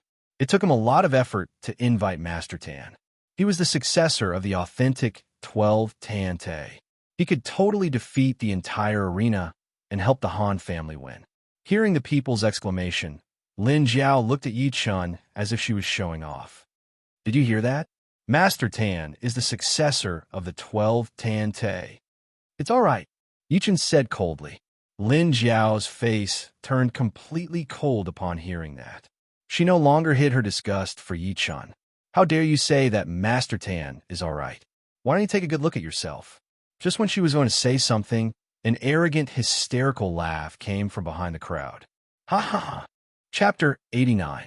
The people turned their heads as they followed the voice. They saw a muscular middle-aged man walking in from the entrance. He had a rough face and was wearing a black coat. The most shocking thing was that the fingers on his right hand were missing as if they were chopped off by a sharp weapon. The crowd gasped and was in an uproar again. It's Xiangnan's fifth Master Lu. I can't believe he's here too. That's right. Theoretically, fifth Master Lu has monopolized Xiangnan's transportation industry. There's no need for him to participate in this martial arts competition. Everyone, I've heard a rumor that fifth Master Lu went to Qianan a few days ago, and someone chopped off one of his fingers. Is that true? Who's so powerful that he could chop off fifth Master Lu's finger? Lu Chuang walked straight to the VIP seats as if he did not hear the people's discussion. He had his eyes on old Master Gu and Gu Yingying since the beginning. He smiled in a creepy manner. Ms. Gu, it's been a few days. I miss you. Young man from the Lu family, don't think that I don't know why you're here. My Gu family will accompany you to the end, old Master Gu said with his deep voice. The master of the Han family, who is also from a wealthy family in Qianan, scoffed. Fifth Master Lu, I don't think you're on the invitation list. What are you doing here? What am I doing here? Lu Chuang extended his right hand and pointed at his broken finger. He smirked. Hee, of course. I'm here to take back what belongs to me. Master Tan, who was on the ring, frowned and said rather impatiently, Fifth Master Lu, I don't care why you're here. Please stand aside and wait for me to finish this match. Although Fifth Master Lu was famous, he was no different than an ordinary person to Master Tan. Old man, do you have the right to speak? Lu Chuang glanced at him in disdain and subsequently smirked. Sure, since you're asking for death, I'll fulfill your wish. He turned around and bowed slightly.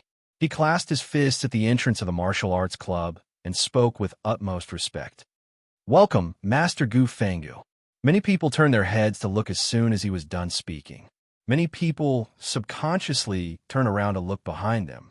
Even the representatives of the great clans sitting on the armchairs could not help but straighten their backs, their expressions solemn.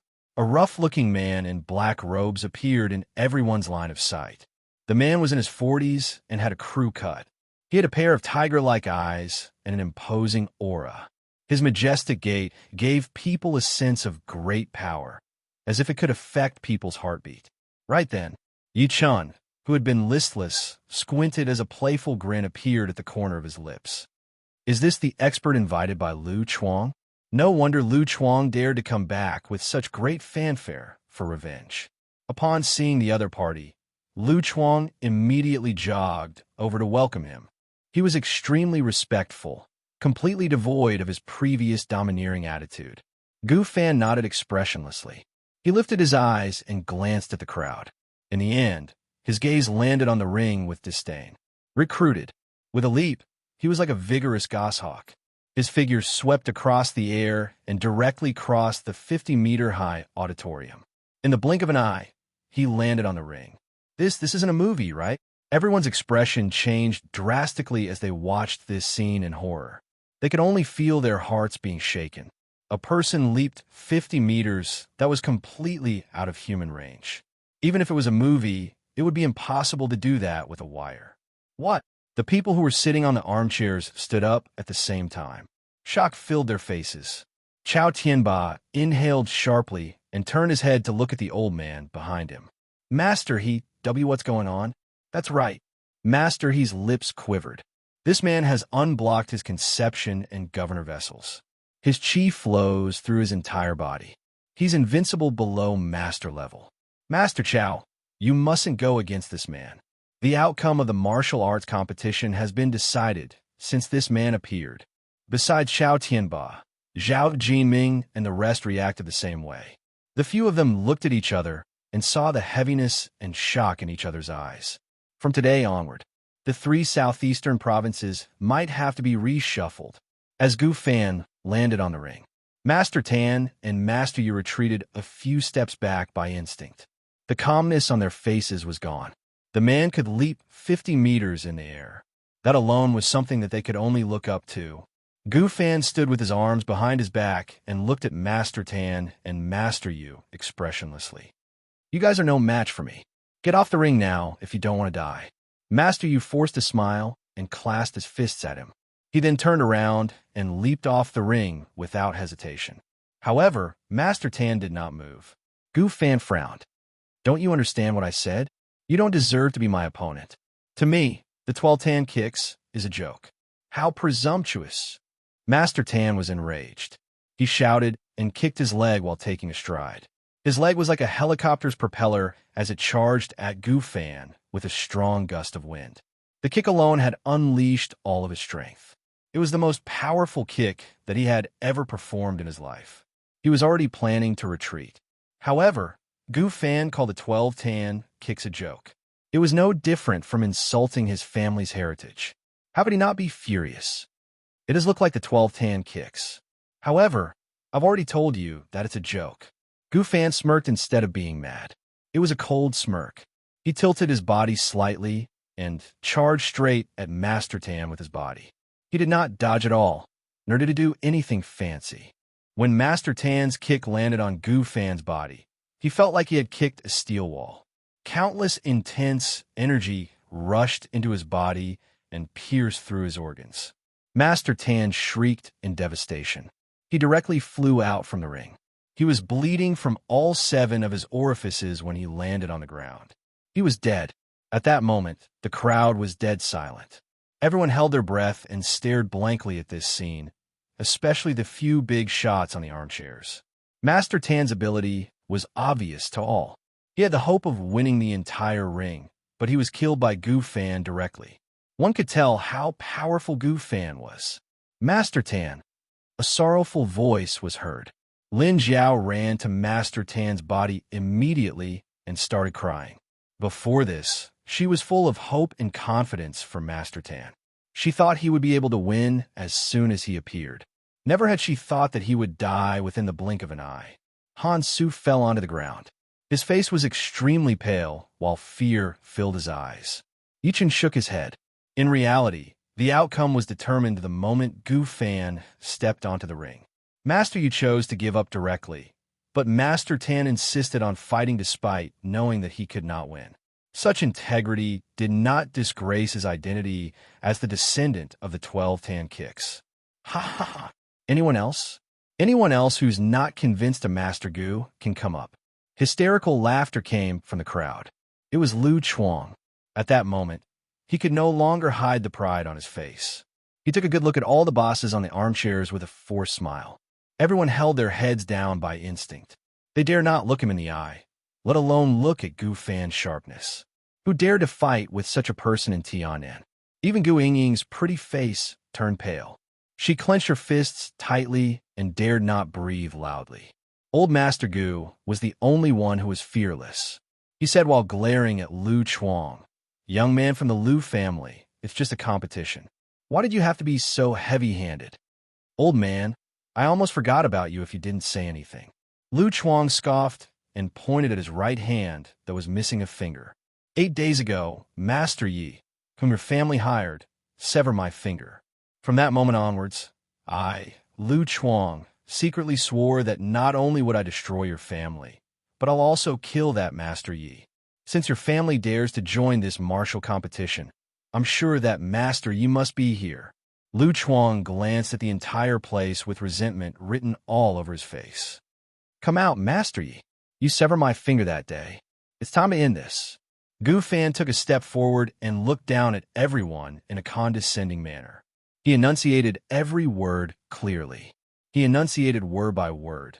I don't know if I should call you Master Yi or Mr. Yi. My useless junior brother, Lin Fan, died in your hands because he was weak. As his senior brother, it's my duty to stand up for him. Debts must be repaid, and murder must be paid with one's life. Chapter 90. Gufan's voice was loud like a bell. He shocked everyone as soon as he spoke. Master Yi? The people below the ring were shocked. It was their first time hearing that name. They were shocked because they had obtained too much information from Lu Chuang and Gufan's conversation. So, fifth Master Lu's finger was severed by this Master Yi? This Master Yi even killed Gufan's junior brother? Since Gufan was forced to come all the way here, did that not mean that this Master Yi was a powerhouse among powerhouses? Everyone was shocked as they thought to this point. They glanced through the entire dojo by instinct. They looked at each other, eager to know who exactly this Master Yi was. Chao Qianba, Zhao Jinming, and the rest were sitting on the armchairs looked lost too. They thought Lu Chuang brought Gufan here to take revenge on the Gu family, but it was someone else. Could it be the Master Yi who could control lightning in Qianin a few days ago? Zhao Jinming mumbled to himself. Even Lin Jiao and Han Su were the same. The two of them could no longer be bothered with the fact that Master Tan was dead. Instead, they began to check out the place. What they did not notice was the moment Lu Chuang and Gufan called out Master Ye's name, a few young men and women sitting behind the audience had a change of expression. Shock filled their faces. They were Xiao Qin, Jiang Lei, Wang Dan, Li Peng, Shui, and the rest. Xiao Qin lowered her voice and said, Did I hear that right? The person that those two are looking for is Master Yi? I think so. I heard it too. Li Peng gulped and could not stop nodding. At that moment, the few of them looked at Shui, who was sitting aside. Xiao Qin said with a strange expression on her face, Shui, if I remember correctly, you called Yi Chen Master Yi, didn't you? That's right. The mayor and the rest call Mr. Yi Master Yi, so I followed suit. Shui nodded. Xiao Qin's heart skipped a beat. She tried to look for Yi Chun immediately. She was in a trance. Could it be Yi Chun? How could it be him? You guys are overthinking. Jiang Lei snickered. Wang Dan and Li Peng agreed with what he said. If Yi Chun was really Master Yi, why did he not dare to accept Jiang Lei's challenge earlier? While they were thinking, on the stage, Gufan frowned and was rather impatient. Master Yi, come up now if you're here. Don't force me to go to Qianin myself. His voice shook the entire place, causing everyone's eardrums to feel a piercing pain as their hearts grew increasingly overwhelmed with shock. Chao Qianba could not help but look at old Master Gu. Old Master Gu, is that Master Yi here? Old Man Gu did not say a word. He believed in Grandmaster Yi. Since Grandmaster Yi came along, he would definitely not sit back and do nothing. Zhao Jinming, Chao Tianba, and the rest looked at each other when they saw Gufan keeping quiet. They thought to themselves that either Master Yi did not come, or he dared not show up after witnessing Gufan's power. Although I don't know who this Grandmaster Yi is, he's already invited him by name, and he's still not coming out. Isn't he a little too cowardly? Lin Jiao shook her head, her face full of disdain. After witnessing Master Tan's fearlessness, to her, since one party sent an invitation, the other party should accept the challenge. Otherwise, they would be cowards. At this moment, a childish voice resounded throughout the dojo. Daddy, who are they talking about? The people were slightly stunned and, subsequently, looked towards the direction of the voice. They saw a young man sitting in the corner at the last row of the VIP seats. The young man looked mediocre, and there was a little girl sitting in his embrace. The little girl was approximately 4 or 5 years old. She wore a pink dress that looked like it was carved from jade. She had straight features like a porcelain doll. At the moment, she was looking around innocently with her eyes wide open. Lu Chuang's expression changed when he saw Yi Chun. Just when he was going to speak while scoffing, he was interrupted by Lin Jiao's angry voice. Yi Chun, control your daughter. Don't let her speak nonsense. Lin Jiao was about to die from anger. Yi Chun's daughter had attracted everyone's attention by speaking at such a solemn occasion. Yi Chun smiled and patted the little girl's head. They're talking about Daddy. Daddy is Master Yi. Daddy, you're amazing. The little girl's eyes lit up and she giggled. Yi Chun, are you out of your mind? Don't drag me with you if you want to die. Lin Jiao's pretty face changed instantly. Clearly, she was shocked by what he said. UB asterisk starred. Can't you see Gu Fan looking for Master Yi with a murderous intent? How dare you say you're Master Yi? What if he kills the wrong person instead of letting you go? Han Su glared at Yi Chan in fear. Shut up. Yi Chan ignored them. Instead, he got up and put the little girl on his seat. He said softly, "My dear daughter, sit here. Daddy will kill 2 people." At the same time, he told the Patriarch of Hell to protect the little girl through voice transmission through divine consciousness. With the Patriarch around, even Gu Fan would not be able to hurt the little girl even if he attacked personally. "Daddy, you must be careful. That scary bad uncle is so fierce. He's so mean. Even that old grandpa was killed by him." The little girl grabbed his hand nervously. At such a time, she was a little scared even though she was still young. "Don't worry. I'll be back soon." Yi Chun patted her hand while smiling and walked to the ring one step after another. He did not mind letting his daughter witness such a scene. His daughter was destined to go through all worlds in the future. She would have to experience such things sooner or later. Lin Jiao felt the world spinning when she saw him taking the initiative to walk over. Could he really be Master Yi? Meanwhile, Xiao Qin and the rest who were sitting at the back were dumbstruck. Their minds went blank. Is Yi Chun really Master Yi? Gasp. The crowd gasped. Countless eyes looked at Yi Chun at the same time. Shock and disbelief filled their faces. This plain-dressed, plain-looking person was that Grandmaster Yi? Chao Tianba and the rest frowned. Is this guy out of his mind? Old Master Gu and Gu Yingying were the only ones who were excited. Master Yi finally showed up. Yi Chun ignored the people's shocked stares. He lifted his eyes to look at Lu Chuang after walking out of the ring. Lu Chuang felt like he had fallen into an endless hell when he looked into his eyes. He shuddered, and the courage he had earlier vanished. He could not say anything at all. Gu Fan looked at Yi Chun with a grim expression. "Are you the Master Yi who killed my junior brother?" The reason why he asked that was that Yi Chun was just too young. There was no energy wave coming from him at all. He looked like a weak, ordinary person. Bada. Yi Chun lit a cigarette and took a puff slowly. His extremely cold voice echoed through the entire place. Chapter 91. Have you thought about how you're going to die? As soon as Yi Chun was done speaking, a series of sharp intakes were heard. Even if you're really Master Yi, do you have to be so arrogant? The fight hasn't even begun, and you're already asking if I've thought about how I'm going to die. Master Yi, it's all up to you now.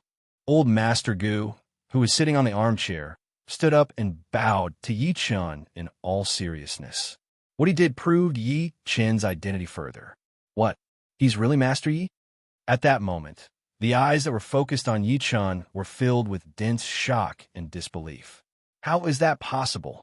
Lin Jiao covered her red lips lightly and stared blankly at Yi Chun with her beautiful eyes. Her heart was in a mess. Is he really Master Yi? Isn't he Yuhan's boyfriend? The Yi Chun who came from an ordinary family back then? She still could not accept it until that moment. Meanwhile, Xiao Qin and the rest who were sitting at the back stood up from their seats.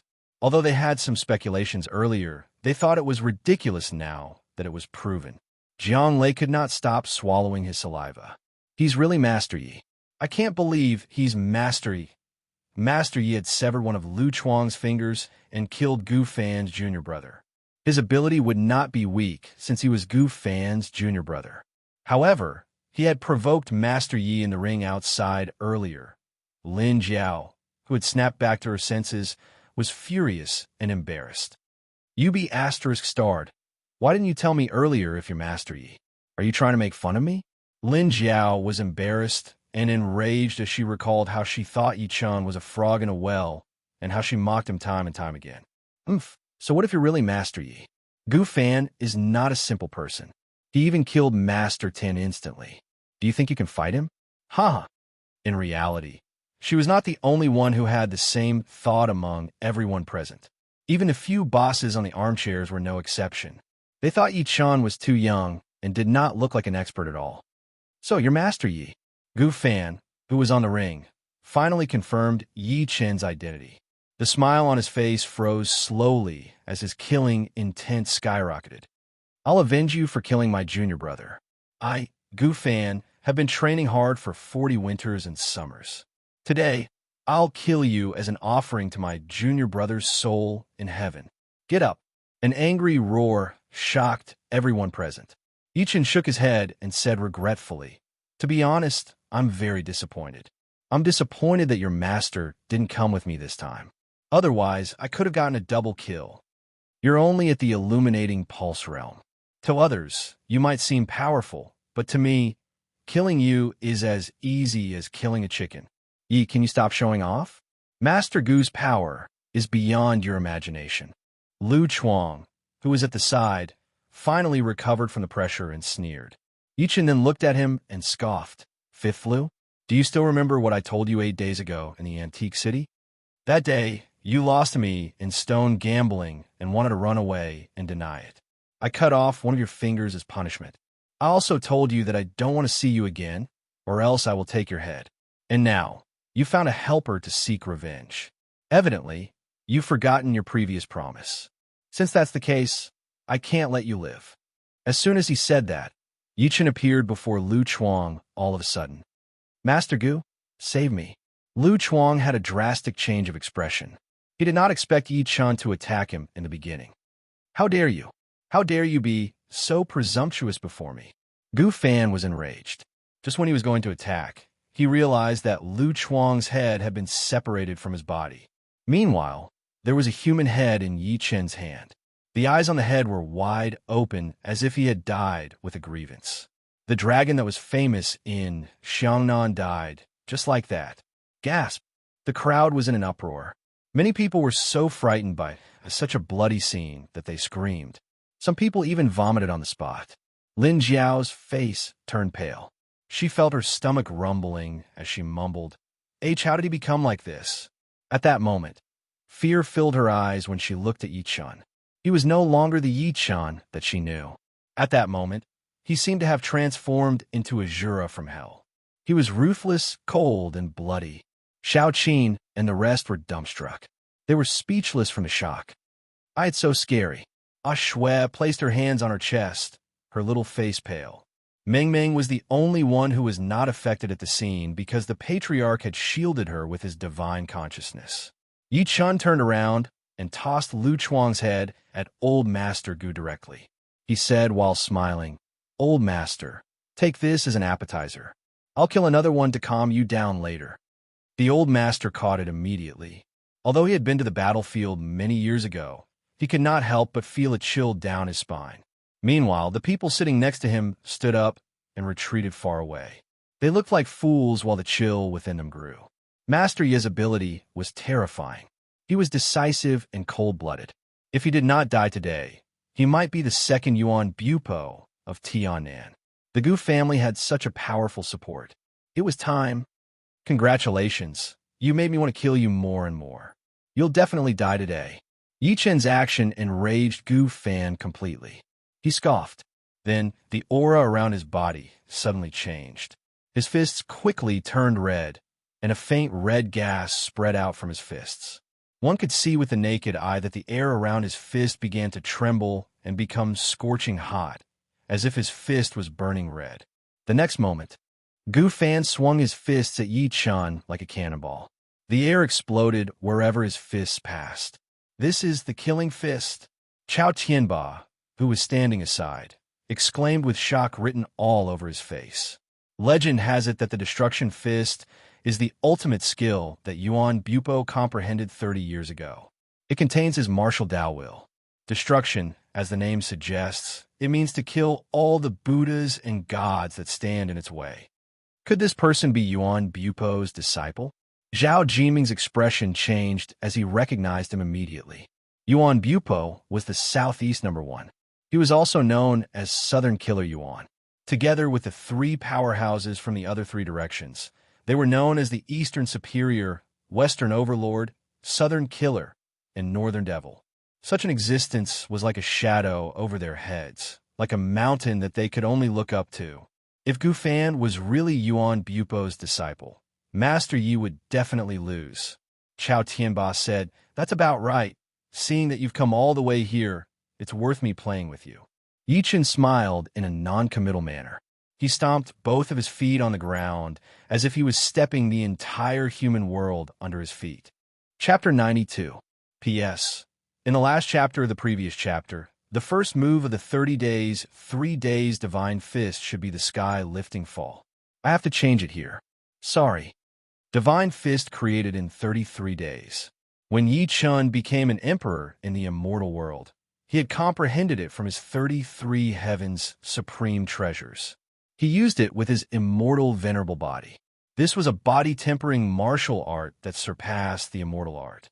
There was a total of 33 styles, and if one were to execute all 33 styles at once, they would be able to unleash 33 times their combat power. As the saying went, the 33 heavens were supreme and holy. The creation Divine Fist ruled over all Daos. The first 10 moves were Sky Lifting Drop, Sky Shaking Stomp, Sky Flipping Seal, Earth Overturning Seal, Cloud Kicking Kick, Sky Shaking Hammer, Sky Burning Palm, Dragon Capturing Claw, Star Picking Hand, and Finger of Extermination.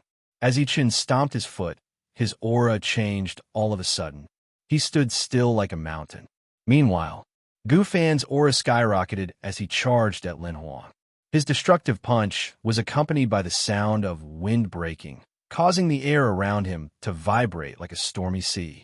Those who were closer to the ring spat out a mouthful of blood due to the aura and retreated. They were even more shocked when they looked at Gu Fan. This so-called Grandmaster Yi is dead meat. Almost everyone thought so. Although Yi Chun had killed Lu Chuang in the blink of an eye, nobody had high hopes for him. A smirk appeared at the corner of Yi Chun's lips as he faced Gu Fan's destructive punch. He took it head-on instead of dodging. Gu Fan smirked and did not slow down his punch. Stupid boy, do you really think that you can withstand my killing fist just because you kill my junior brother? He was simply overestimating himself. Everyone couldn't help but exclaim in surprise. Crazy, he's really crazy. This bastard, why isn't he moving? He couldn't have been scared silly, right? Lin Jiao clenched her teeth, almost spitting blood out of anger. On one hand, she could not accept Yi Chun's identity as Master Yi. On the other hand, she did not want anything to happen to him. However, in the next moment, they were petrified. Clang! As a metallic clang was heard, Gu Fan's destructive punch landed accurately on Yi Chun's chest. Meanwhile, the scene where Yi Chun would be killed by the punch or sent flying by the punch that everyone had expected did not happen. Instead, he stood where he was as usual. What? He's actually fine? Everyone's mouth formed in O shape. Then they all rubbed their eyes, revealing an expression as if they had seen a ghost. Under such a terrifying punch, even the city wall should have been pierced through, but he was actually fine. Did he have to be so perverted? Was there a need to be so anti-science? So he's actually this strong? Lin Jiao's beautiful eyes widened as she muttered to herself in disbelief. At that moment, all the disdain, contempt, and distrust he had for Yi Chun collapsed. It was replaced by shock and regret. How is this possible? Gu Fan was the most shocked of all. He was confident in his punch because he had punched through a steel plate before this. Facing his shock, Yi Chun smirked. Is it your most powerful punch? The strength is indeed not bad, but it's a pity that it's useless against me. Gu Fan was infuriated upon hearing that. However, a hint of fear rose in his heart as well. How am I going to hurt him now that my most powerful punch has been forcefully blocked? A thought of retreating gradually emerged in his heart. His footsteps slowly moved towards the edge of the arena. I've already given you a chance, but you didn't live up to expectations. Now it's my turn. Yi Chun shook his head. His lips parted, and he said a few words slowly. 33 days creation Divine Fist, the second style, Sky Shaking Stomp. His voice fell. He lifted one of his legs and stomped hard on the ground. Compared to Gu Fan's powerful aura earlier, his stomp seemed to be done casually. Boom! A loud sound rang out, and the entire ground shook as if a mountain had collapsed. The people below the stage were also affected by the tremors, and they felt their feet stagger, and they fell to the ground one after another. When they stood up and looked up, their faces were filled with shock and fear. The ground of the entire arena was completely cracked, as if it had been plowed dozens of times by a cow. Countless pebbles flew into the air. Is he still human? Everyone was shocked, and their scalps went numb. Just one kick was enough to destroy the stage. Even Master Tan, who was an expert in the 12 tan kicks, only damaged the surface of the stage. Gu Fan was the first to be hit. He felt the vital energy and blood in his body rumble from the impact of the kick. He was thrown into the air and subsequently fell onto the ground. Run, I must run. He could not care less about the rumbling vital energy and blood in his body as soon as he got up. He ran off the stage without hesitation. He was really scared after witnessing how powerful Yi Chun was. He was almost scared out of his wits. Even his master was not that powerful, was he? Gasp! Seeing this scene, everyone below instantly burst into an uproar, and their eyeballs almost popped out. The powerful Gu Fan was trying to escape. Since you've come all the way here to look for me, leave your life here. You'll be Lu Chuang's companion on your long journey to hell. Yi Chun was not in a hurry. He lifted his arm and pressed his palm down on Gu Fan, who had leaped over 10 meters away. The fourth style, Earth Overturning Seal. In the next second, Gu Fan suddenly felt the ground beneath his feet loosening. He looked down immediately and was horrified to find out that the ground beneath his feet had collapsed. It was like a crack that was caused by an earthquake. He felt the ground beneath his feet turn light as he fell into the crack. The crack began to heal. As a streak of fresh blood splashed into the sky, the ground that was initially cracked recovered. Meanwhile, Gu Fan's body had clearly been crushed by the crack that had healed. He was considered to be running away from the battle and looking for a crack to hide in. At that moment, the place was terrifyingly silent. Gu Fan, an expert who was invincible as soon as he appeared and crushed everyone, was killed just like that. Moreover, Yi Chun only used 2 moves from the beginning to the end. Is there anyone else who doesn't like me?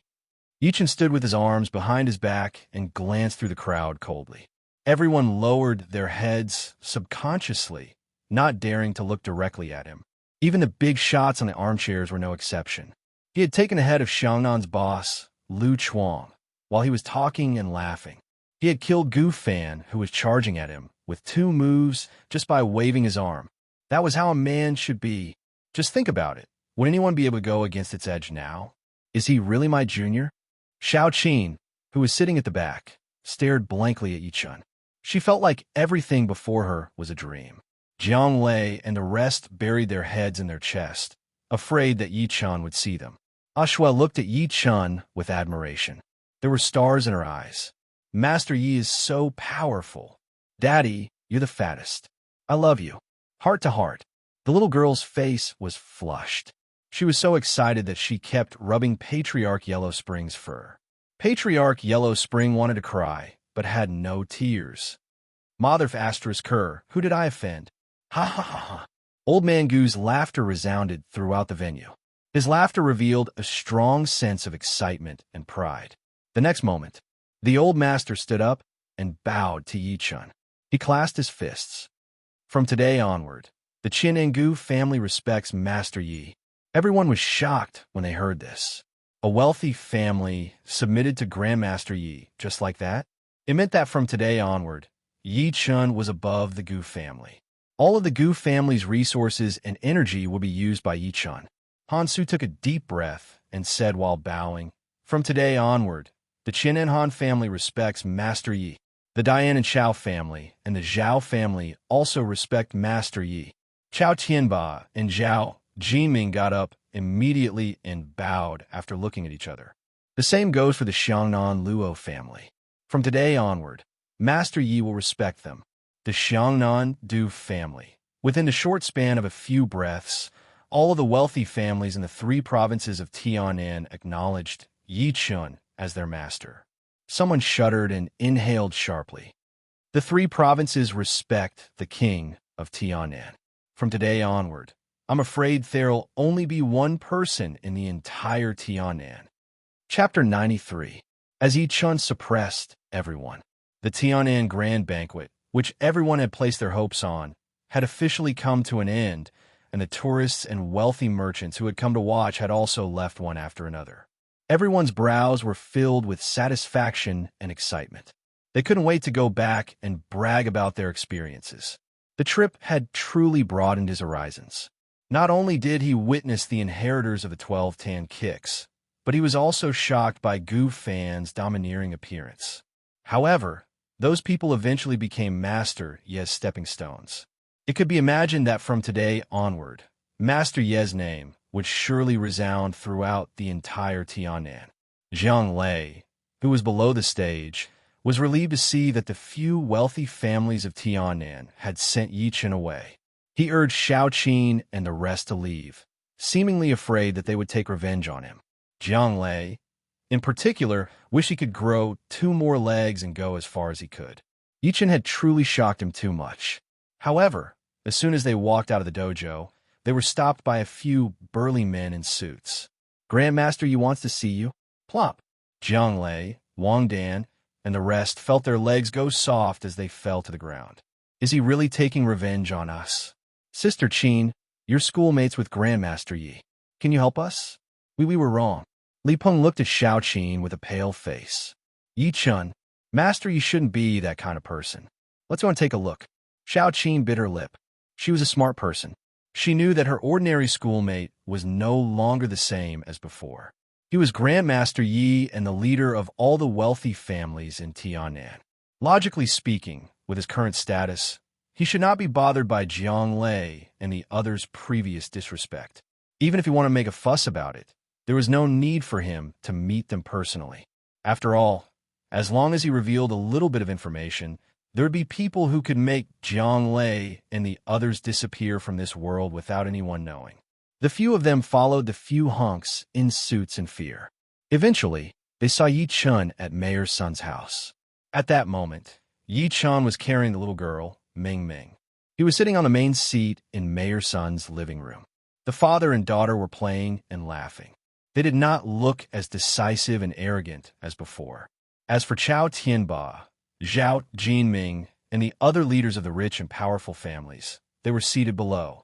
Their expressions were very respectful, as if they were attending a court meeting in ancient times.